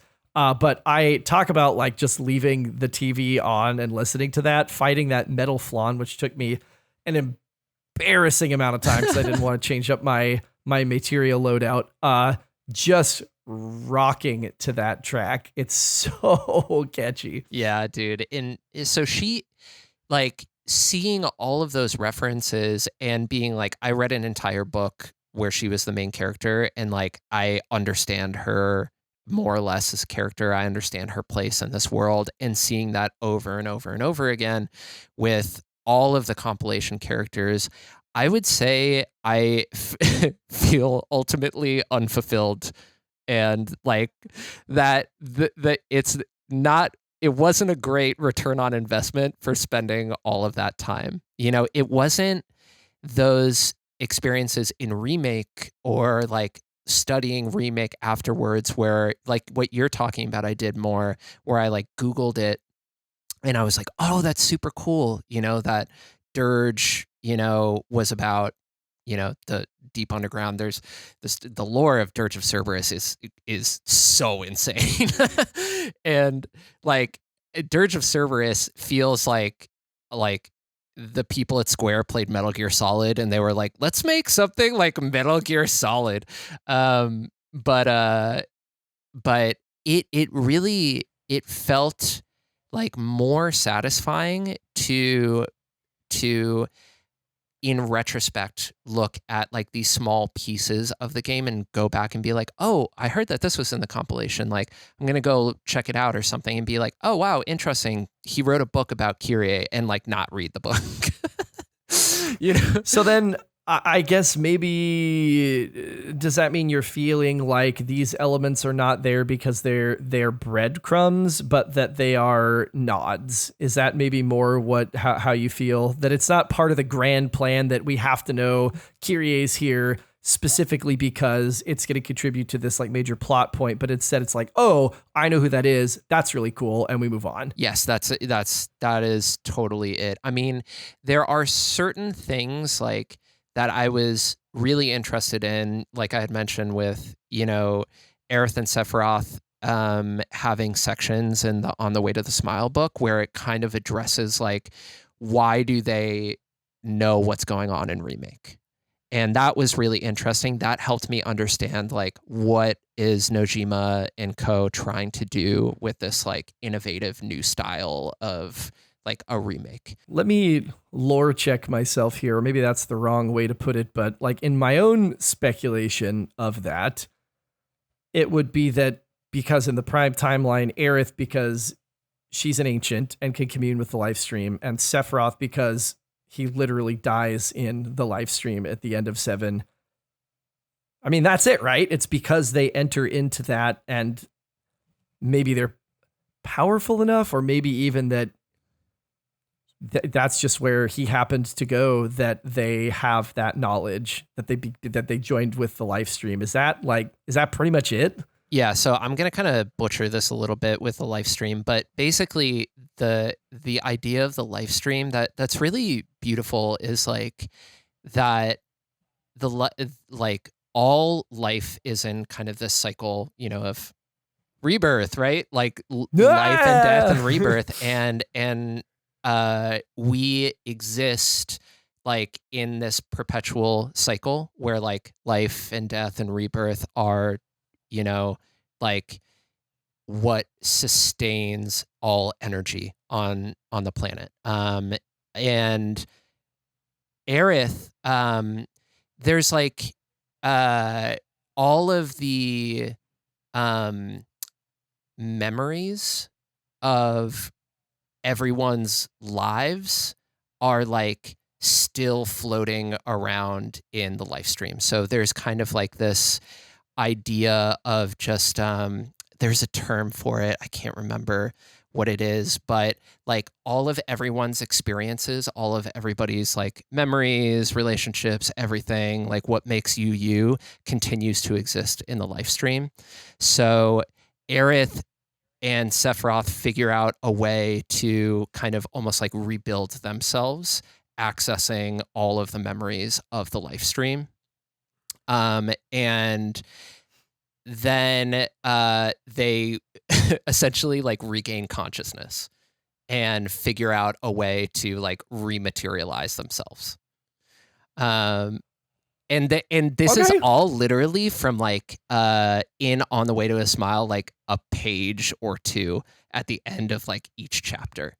There are lots of videos that go into this into great depth that are really pretty fascinating, of like what is this cycle of death and rebirth, and like what is the life stream. But that's kind of at the core is just Aerith and Sephiroth find a way to connect to all of this kind of like memory that is existing, after their death, and kind of like materialize themselves and come back to life with more than they should be able to know, which is why when we meet Aerith in the first in remake, there's a sense of, why did you say that like that? Why are you responding that way? And yeah, Sephiroth, same thing. Why are we getting, the end of the game fight at the end of the first installment? Wow. Well, I'm gonna have to read that. Yeah, I will I will send you a couple of videos in particular that are really fascinating about it. But it's even with that, that is one part of the compilation that I got into, pretty heavily shortly before Rebirth came out, and just was consuming all of it, consuming all the theories, being like, this seems really key to know. And then after playing Rebirth, it just feels like I don't have the energy to go on, because the payoff for doing all that research was like not it wasn't a net positive for me. That makes sense. Yeah. It is kind of sad because, if they're pitching this as like a part of the compilation that's drawing from the whole compilation, yeah, you'd hope for a bigger return on investment. I do think a lot of the compilation is good, though. Like the books were surprisingly good, I would say. And Dirge of Cerberus was not great, but I loved Crisis Remake. Core. Yeah. Give me the remake. Do a remake. I have a Reunion. I need to play that through again. I was like, I'm going to do it before Rebirth comes out. And it's kind of like, why the hell would I do that? I'm going to burn out. I have to meet out my Final Fantasy, or what will happen to me with 15 will happen again, which is the only one I still haven't played. Because I had just put like 120 hours into 10 on PS4, like weeks before that game came out, I finished it and I tried to just go right over and I went, I can't do this anymore. I have to play something else. I have a burning question. Okay, yeah, you go first because I have a burning question for you as well. So, oh, good. This is a short question, and it's one that the people deserve to know when we're talking about Final Fantasy VII. Who is your preferred gold saucer date? Who did you get in your gold saucer date? And do you feel that Rebirth took an explicit position as to who canonically is the gold saucer date? Yes, absolutely. I do believe that they took a canonical position. So like when I first played it, I got Red 13, which was great. I actually really loved Red 13's date because he explains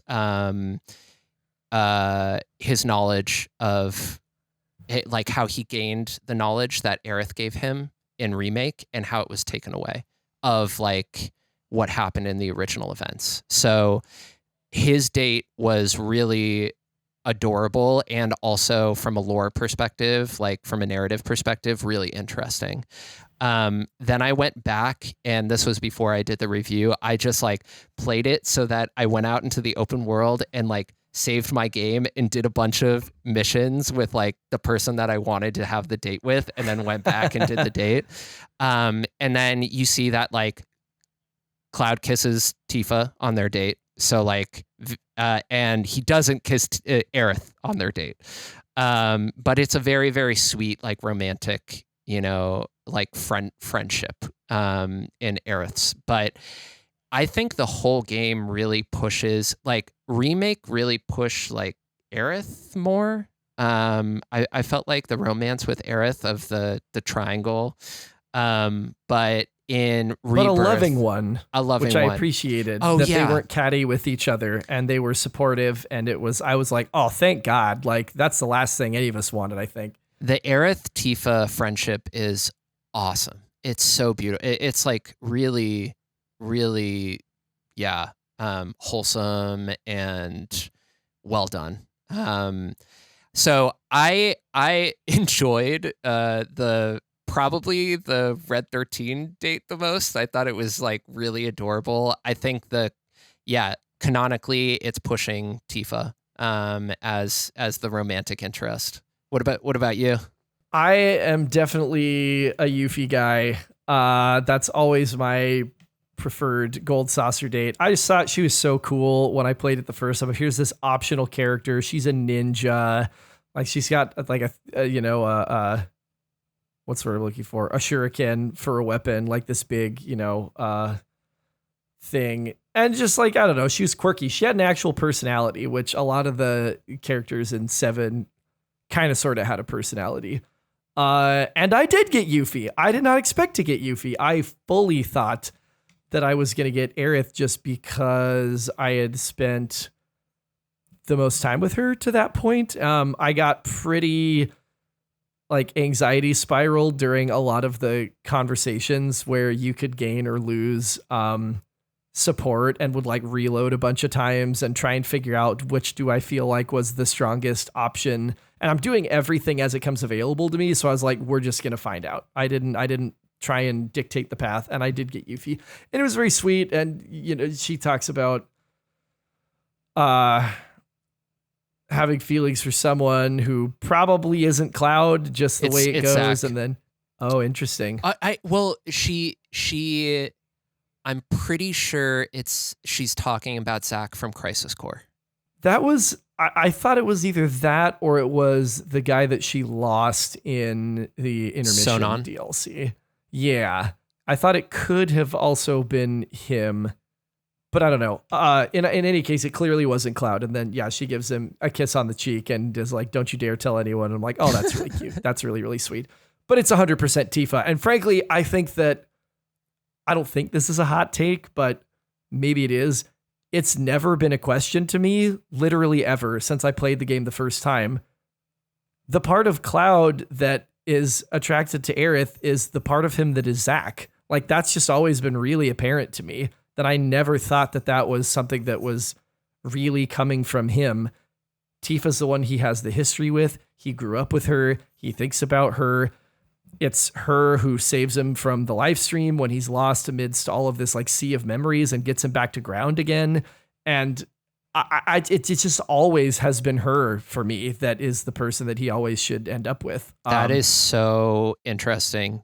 Like the idea of like what part of Cloud actually loves Aerith, and is it actually just the persona he took from Zack? That's always been my thought. Yeah, I love that, and that's where Final Fantasy VII is so good, right? Like that's where like that sort of character development, where like when I was replaying Remake, I was so fascinated by how they kind of like position Cloud as somebody, in the lore, he has Mako poisoning. He's also got Genova cells, which fucks you up real good.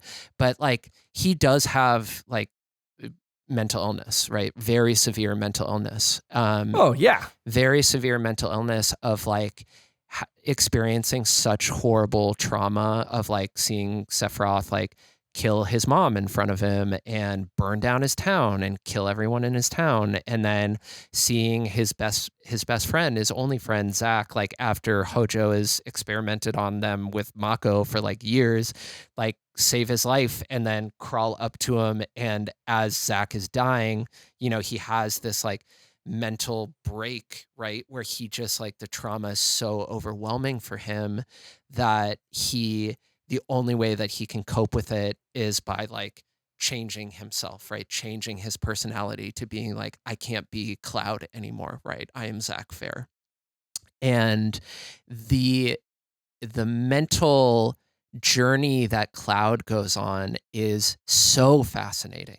And like to the point where that didn't even occur to me. And how long have I been steeped in this fucking game for, right? Like, that's fascinating. Yeah. Wow. Yeah. Oh, I thought they did a great job, just to button this before we get back to your question, of sort of slow walking the development of like Cloud's mental decline and the cell degradation and his anxieties that his body is just going to fall apart and that his mind might be betraying him. I thought that they did a nice job of kind of slowly accelerating that, so that for new players, they're wondering like, what the hell is going on? And for us, we're going like, oh, they did a really good job of getting us where we got to in the Temple of the Ancients, where he's really starting to not do well at all and really not be himself at all, and gonna start in a pretty bad place. Similarly, when we kick off part 3. Yeah, I really feel like for Cloud as a character, he's a really like he was kind of, I feel like, kind of misunderstood, and more of like a Squall sort of like, oh, he's just like a moody, teenager or whatever, like Squall was. But no, Cloud has had a horrible life. Like he's been through some really terrible things, and he's like doing the best that he can to like do the right thing, and is just struggling with demons, like he's struggling with an extraterrestrial like malevolent force who is like living inside of him, right? But I do think that they do a really good job of that struggle in him, like when he almost kills Tifa in Gongaga, like, and then after that it's just like, what is going on with me? Like that's great. That's really, really great. It's awesome. Yeah. That was a good moment where he just doesn't know which way is up anymore, and Sephiroth has gotten to him, that he's starting to look over his shoulder. What was your question? My question goes back to the whole thing of like the divergence in storytelling from the original, and how well that landed with the Gi and the Black Materia, with the Gi tribe. As with a lot of the things that they expanded upon and deepened and fleshed out, I thought a lot of it was super interesting. I really loved the idea of this displaced peoples who are trying to make a home in a place that is not necessarily to be good for them, that it at once feels like it feels a little bit like they view themselves as being put upon by this like colonial presence in the ancients, and the ancients probably are right in that the Gi are the ones who were engaging in more like colonial action, especially because they are like a warlike people and stuff like that. But the whole conception of the black materia as like our way to even the scales of being like prayed over basically in violence for like years upon years upon years is like fascinating. It's way more interesting to me than just like, there's a thing that exists and they locked it away because it's bad, which in the original was still like super cool, especially as a kid, of like, oh, fuck yeah, secret materia. Like, I wonder if I can equip it. And, you know, then of course you can't. Yeah, I kind of fuck with it. I'm a little fuzzy on they come from a different plane of existence. They cannot go back into the life stream. That's right. Okay, now that I've talked myself into a circle, yeah, they were going to kill themselves with it, right? That was the move. Yeah. So okay. Exactly. I don't know what the deal was, but it's like, Nojima is like, hey, you know what? In the whole, in the effort of diversifying this narrative, of trying new things, of like putting a twist on, you know, all of these like little things that where in remake it was pretty much more or less the exact same thing. Like, let's start, you know, throwing some new ideas into the mix just for the hell of it, right? And maybe it will play out into something greater in the third part. But this was one of those things for me where it just felt like, you guys are trying to do so much, that it felt it felt like it had no impact with me. Like what they're trying to do is that they can't die, they can't be absorbed back into the life stream. So their hypothesis is that, well, if we get the black materia and cast meteor and destroy all life itself, then we'll probably die, right? It feels like an inside joke almost, that if everything lives, dies, is absorbed into the life stream, and is born again, then how can you have an undead creature like Gin Attack in the original game that, you know, you could infamously like throw a phoenix down at and insta kill him? Which I was, you know, a little disappointed I couldn't do that here, but I get why they're like, okay, this is like a set piece. We can't have people just like one-shotting their way through the set piece. Yeah, but you could use healing magic to hurt them, which I thought was a nice touch. So they're like, oh, well, I guess if they're undead, that means that they can't be reabsorbed into the life stream. And then they spun like that whole new sort of side plot with them out of that. Yeah, it never felt like Red seriously considered their request. I feel like that's what they wanted us, the pathway they wanted us to go down mentally, of here's a chance for Red 13 to like build the bridge that his parents tried to do but didn't get to do.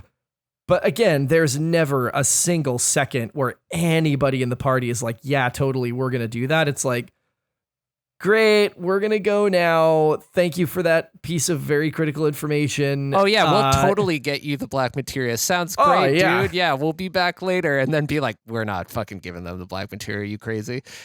And it's just like that, and then the Wutai War, and there were just these things that they threw in, and then that I'm scratching my head just being like, I don't understand where this is going, and it doesn't like build any sort of compelling like momentum. Yeah, that one specifically just kind of felt like, let's work with something within the world we want to flesh out more and have it tied directly into this like really important MacGuffin. The Wutai War, I would sincerely hope has a little more going on. But I don't feel like the origin of the black materia is going to have any particular bang. Like, we're not going to see the Gi again in part 3. Like, I don't see why we would need to return to them or hear from them or see them again. That just wouldn't make a lot of sense. Yeah. Me. If we could go back to Queen's Blood really quickly, because I would really let's. I like of the ideas that they threw at the proverbial blank canvas, like, I think, there's some story elements that felt just kind of like, there's a lot of that Ubisoft checklist stuff that felt like, why? Queen's Blood felt like you fucking nailed it. Like, it was amazing. It was just like so enjoyable. The whole side quest with it, like all the way up into the end, was like not, Pulitzer Prize winning shit, but it was like enjoyable. Like, I had a great time with it, Getting that first cutscene where everything's all like staticky and the guy's like, don't do it. And it's just like this weird, creepy, like dark thing. All of a sudden I went, oh my God, like this is going to have a whole side quest attached to it. That is amazing. This was definitely the most fully baked minigame. I liked a lot of the minigames, like I said, but this was just another outstanding Square Enix Final Fantasy tie-in card game. Like, Triple Triad in Final Fantasy VIII, which, like, God help that game, is one of the only things that it has going for it. I hate that game. I did that one finally when they did the remaster on Switch and was like, oh, this sucks. This is really, really bad. It is one of the worst narratives that I think they ever wrote. I think they were screwed coming off of 7 anyway. Like, it was bound to disappoint after that, but it was just the most nonsensical. And then in the 11th hour, oh, we're all orphans, and oh, now let's go. She's the one who took care of us, and maybe we can go save her. I'm like, what the fuck is this? What are we doing? And then, but Ultimisia's castle at the end, that is like the dopest. Very cool dungeon. Yeah, very, very. It's like Resident Evil, like Resident Evil 1. Oh yeah, the Spencer Mansion. Taking all your it's commands wild. away also is a great way to give you a final dungeon that's not just like increasing, like more and more increased difficulty, where you have to like really think about how do I want to do this based on my own play style. Anyway, card game, great. And also so exploitable in the early stages of the game in really hilarious ways. I don't remember what the one in Final Fantasy IX was called, but that was great too. Oh, Tetramacia. Man, I hated that one. I didn't like it as much as Triple Triad. It felt like it had just like one or two too many systems going for it that I don't think they needed. And that's like the beauty of Queen's Blood is try to win your row. There's a really limited number of types of cards that are going to affect that impact after the fact. So how do you want to build out your first couple of turns, which like pretty much is going to dictate the outcome of the game. It's like how you build out those first couple of turns and try and win rows, and just knowing like you don't have to win all three. So if something's going south, you could just double down and stack up the top two. And I ran a modified version of the initial like buff deck and just was constantly putting in like better and better buff cards with more and more distinct shapes that would give me like additional points on tiles, additional summoning points on tiles. So like Titan was huge, Ifrit was huge. Just like building the ever-loving shit out of Ifrit by having like 6 or 7 cards on the map that were all buffed, and then just slapping him down in the middle row after piling up tokens there and just watching everything switch. Oh my God. My only gripe is that you basically have to run one really, really specific style of deck to win the last battle. I beat the last battle with a buff deck. How? Try like luck. Yeah. I mean, it has to be. I tried for so long and then finally went, what am I doing wrong? I thought, do I have to have like the goddess card? Is this not really a battle? I just have to like play the goddess card and she's going to like Deus Ex Machina the whole fight for me. That wasn't it either. And so I'm like, I don't have a fucking clue what I'm supposed to be doing. And people are like, that was a gripe I saw on Reddit a lot. And people were like, here's a really specific deck you can run that will make things a lot simpler. And that's the one I ended up using, which was disappointing.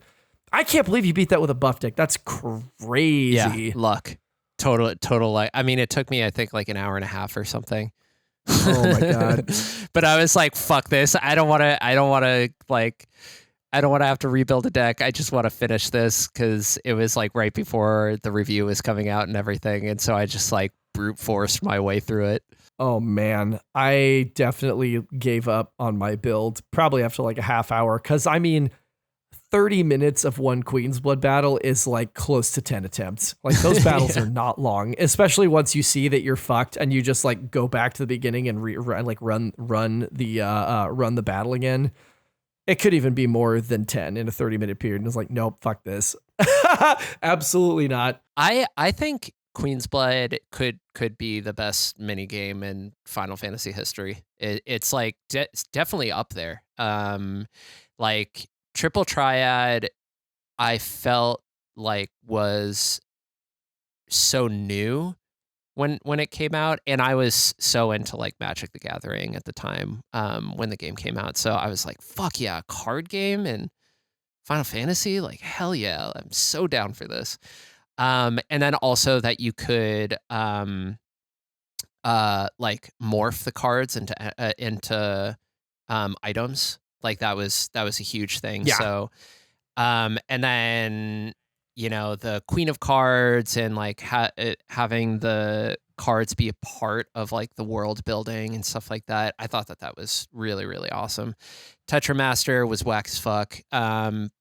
Blitzball is fine. Oh, yeah, it's super cheesable, especially once you've got like a couple of good players. It's kind of just like spamming Tidus and Waka until It's you get fine. like some dudes. Yeah, but definitely not, not on the level of enjoyment and nuance as Queen's Blood or even not Triple at all. Triad. I can't remember if 12 had anything, but it doesn't seem like Yasumi Matsuno's deal. Not really. No, like there was a fishing mini game that it exists. The main parts of 12 that were standouts were getting all of the espers and the hunt system, which is side quest, definitely not mini game.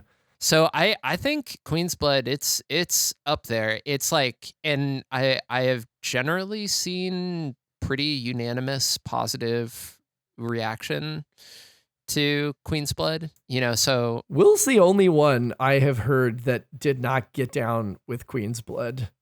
I don't want to I'm not going to dump on Will. He's not here to defend himself, but like that is crazy to me that like of all the things he's like, I will do all 3 levels of Glide to Choke-a-Blow, which absolutely sucks, but I'm not going to play Queen's Blood. That's wild. This could totally have a Gwent style standalone release and I would buy the fuck out of it. If they make a physical deck of Queen's Blood cards, I will purchase it. It's so fucking good. Yeah, man. I mean, it's like if you were to write down kind of a checklist of all of the things that Rebirth tries to do and grade them all individually, right? Like narrative, combat, mini games, et cetera, Queen's Blood would be sifted to the top of like the A tier shit that they tried to accomplish. Combat, I agree with you as well. The combat was extraordinary, really, really, really well done. But yeah, I actually disagree with the robot game. I think the reason you liked the robot game is because it had a gambit system, and you love Final Fantasy 12 so much. It did, but I will tell you, I auto gambited all of those. You did. I did because I saw that and I went, ooh, I love this. I would love this more if I was not in like hour 89. And so I went, I'm going to trust the computer, and then it's going to be like lane placement. I felt like, maybe this is me just rationalizing, but I felt like because I still have to be making the deployment decisions, where they're going, when they're going, and which unit, it felt like I wasn't just auto battling, but I was kind of like, this is so fucking cool. If I'd have played this like Will played it over the course of 2 months, then I probably would have gotten into the Gambits for sure. But I wouldn't put it anywhere near Queen's Blood. It is just, it's amazing. And the fact that, like you said, it's integrated, the cards are integrated into the world building, but also the game itself is integrated into the way the narrative plays out. Like you get on the cruise to go to Casa del Sol. And there's a tournament happening on the ship. That is Red 13. That whole scene is prime Square Enix storytelling to me, of like very small, like self-contained arcs that have like momentum, excitement, like resolution all in them. Like I don't have the words to use like what that type of kind of like mini narrative is, like that mini kind of storytelling.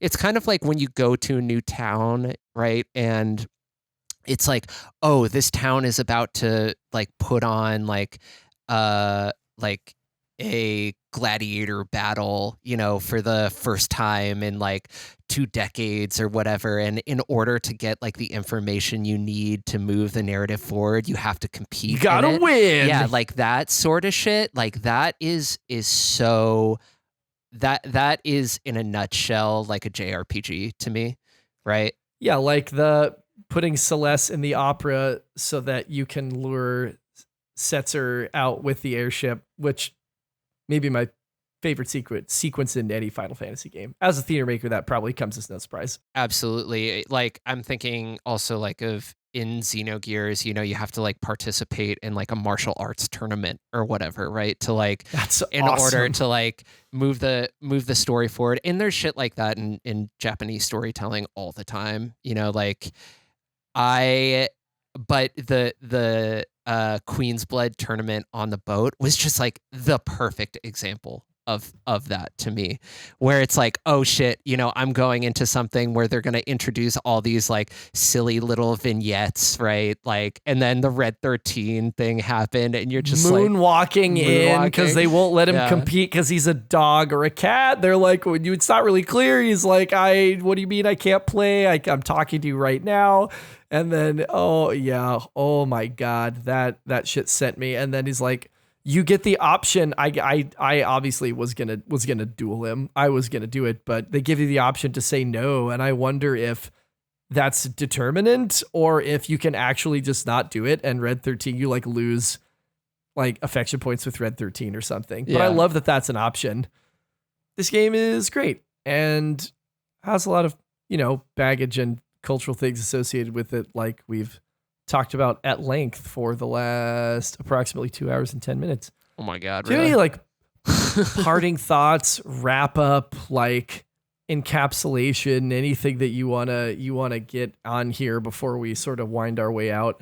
I am so grateful that this game exists, first and foremost, right? Like I am so grateful that they are doing the remake trilogy in a way that feels innovative. So no matter what issues I have with the Ubisoft checklist formula, like the kind of meh tier gameplay, like Kate Sith throwing boxes bullshit, right? Like we didn't even talk about that, but like there's a lot of this game where I got into a place where I was like, why?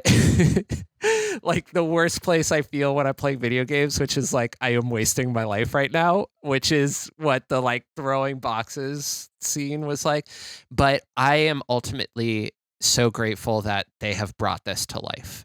And like it is without a doubt such a amazing experience to be able to relive like some of that nostalgia and that delight that Final Fantasy VII brought into like my life and so many other gamers' life. So like above all, just like gratitude that this game exists and that it feels like in this instance, Square Enix is like, it's staying true to that Final Fantasy spirit of like trying to do something different, trying to do something innovative. So I am along for the ride. I'm a little burnt out, as I've told you, on Final Fantasy after playing it for so long. But I bet. yeah, but I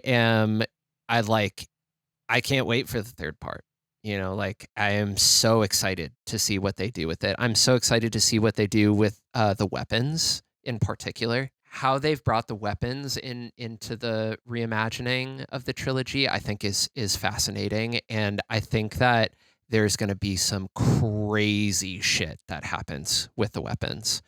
So I'm on for the ride. I still am a Square Enix believer. Yeah, with them being the bearers of the gigantic materia rather than those were lab grown in the original, were they not? The weapons? The giant, the large materia. Oh, the huge materia? Yeah. That you like. I can't remember what's protocol for being able to search on the internet during podcast episodes. Google it. Yeah. Google it. Shit. I mean, we're not expert. I mean, you probably are an expert, but we're not like, you know, encyclopedic in every piece of knowledge. But yeah, my recollection was the huge materia in the original game because they used those. Yeah, those were grown. Those were made. Yes. Thank you, ChatGPT, which is now my personal search engine a lot of the time. They were developed by Shinra for experimentation, for Mako reactors and experimentation. Right? Because like the huge materia scene I remember is the one where you go out into space with a huge materia, right? Yeah. To try and blow up meteor.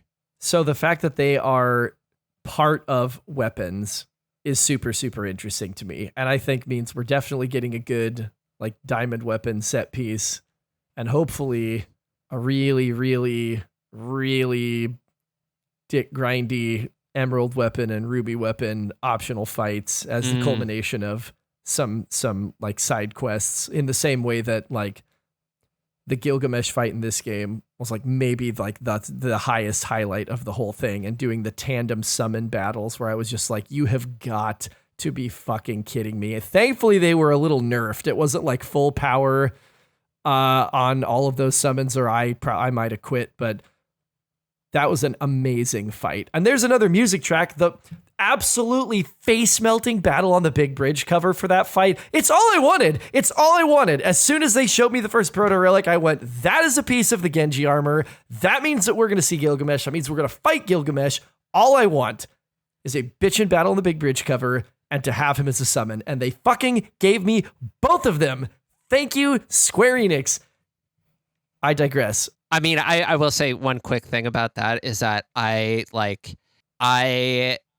absolutely loved how they brought in Gilgamesh, like Final Fantasy V Gilgamesh into this. Cause like Gilgamesh is in like so many different iterations, and like Final Fantasy V was he's hilarious. He's ridiculous. He's absurd. And then Battle of the Bridge, right? Like that is one of those things where it's like, if you are a Final Fantasy, it's like playing Final Fantasy 14, where every single thing is self-referential to the series, where like if you are a fan of this series, they will reward you over and over and over again. And the inclusion of Gilgamesh, like Final Fantasy V Gilgamesh, was wonderful. I loved it. And it makes perfect sense in a like dimension sliding title that Gilgamesh is going to slide over, and then explicitly saying like, I'm coming for you, Bartz. I was like, yeah, that's my boy. That's my boy. Cause he, again, 12, that's the last time he was meaningfully integrated into a mainline game, is that battle on the big bridge hunt where you fight him and get to steal the pieces of the Genji armor off him. And he is similarly braggadocious and very kabuki posing. Yeah, I've lost the plot. Bottom level thoughts, I guess. Yeah, what a time to be alive, I guess is the way I would summarize it. Like the remake was vaporware. It was in development forever. And then one day it was just at my door in the middle of a global pandemic in which I'm working in a grocery store, which was really scary, in Baton Rouge, about an hour north west of Ground Zero for the first major outbreak in the United States. And here is this game that I've been waiting a lifetime for. And the special edition I had ordered on Amazon like 2 years ago, 2 years before it released, before it got delayed infinitely. And then it was just there. And it was my game of the year that year. And I am just glad to be here for it and share a lot of the same nostalgia as this being my first Final Fantasy, you know, my gateway. Coming to it as a kid at a friend's house, no less, which is like super cool to share that specific piece of lore with you. And I'm excited to see where we go. I'm excited to have had this conversation, to get the juices flowing again, jump into some of these videos, and then just kind of let it percolate for a couple of years until we get that first trailer and I can freak out all over again and info dump on the podcast after a state of play or something. Andy, is there anything that you would like to plug? Any sites, any musical projects, anything that you want to stump for before we sign off? You know, I not at the moment. I have been taking a break from writing video game reviews and stuff. And music, because I actually, part of the like reason why Rebirth was tough too is I was starting a new job like right as I was playing it.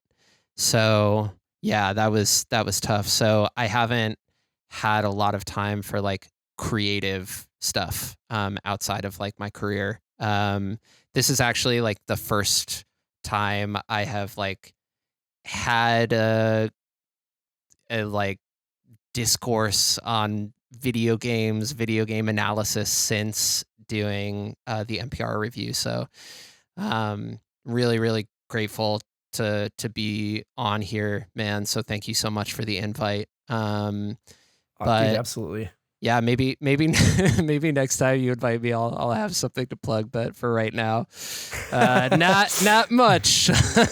That's all good. It's all good. I remember my first couple of times when I was guesting in 2020, you know, they're like, you want to plug anything? And I'm like, I sure wish I had something to plug. My industry is shut down. Yeah, dude, we may have to do a Delta pod. Because I'm going to play the second one in advance of that. And it's probably going to be like January, February. I don't think it's making 2024, but I think it's going to be Q1 calendar year 2025. So that'd be cool to do that and do a timely podcast review with like our formal review scale and all that shit. But sounds great. Yeah, man, we'll get you on again.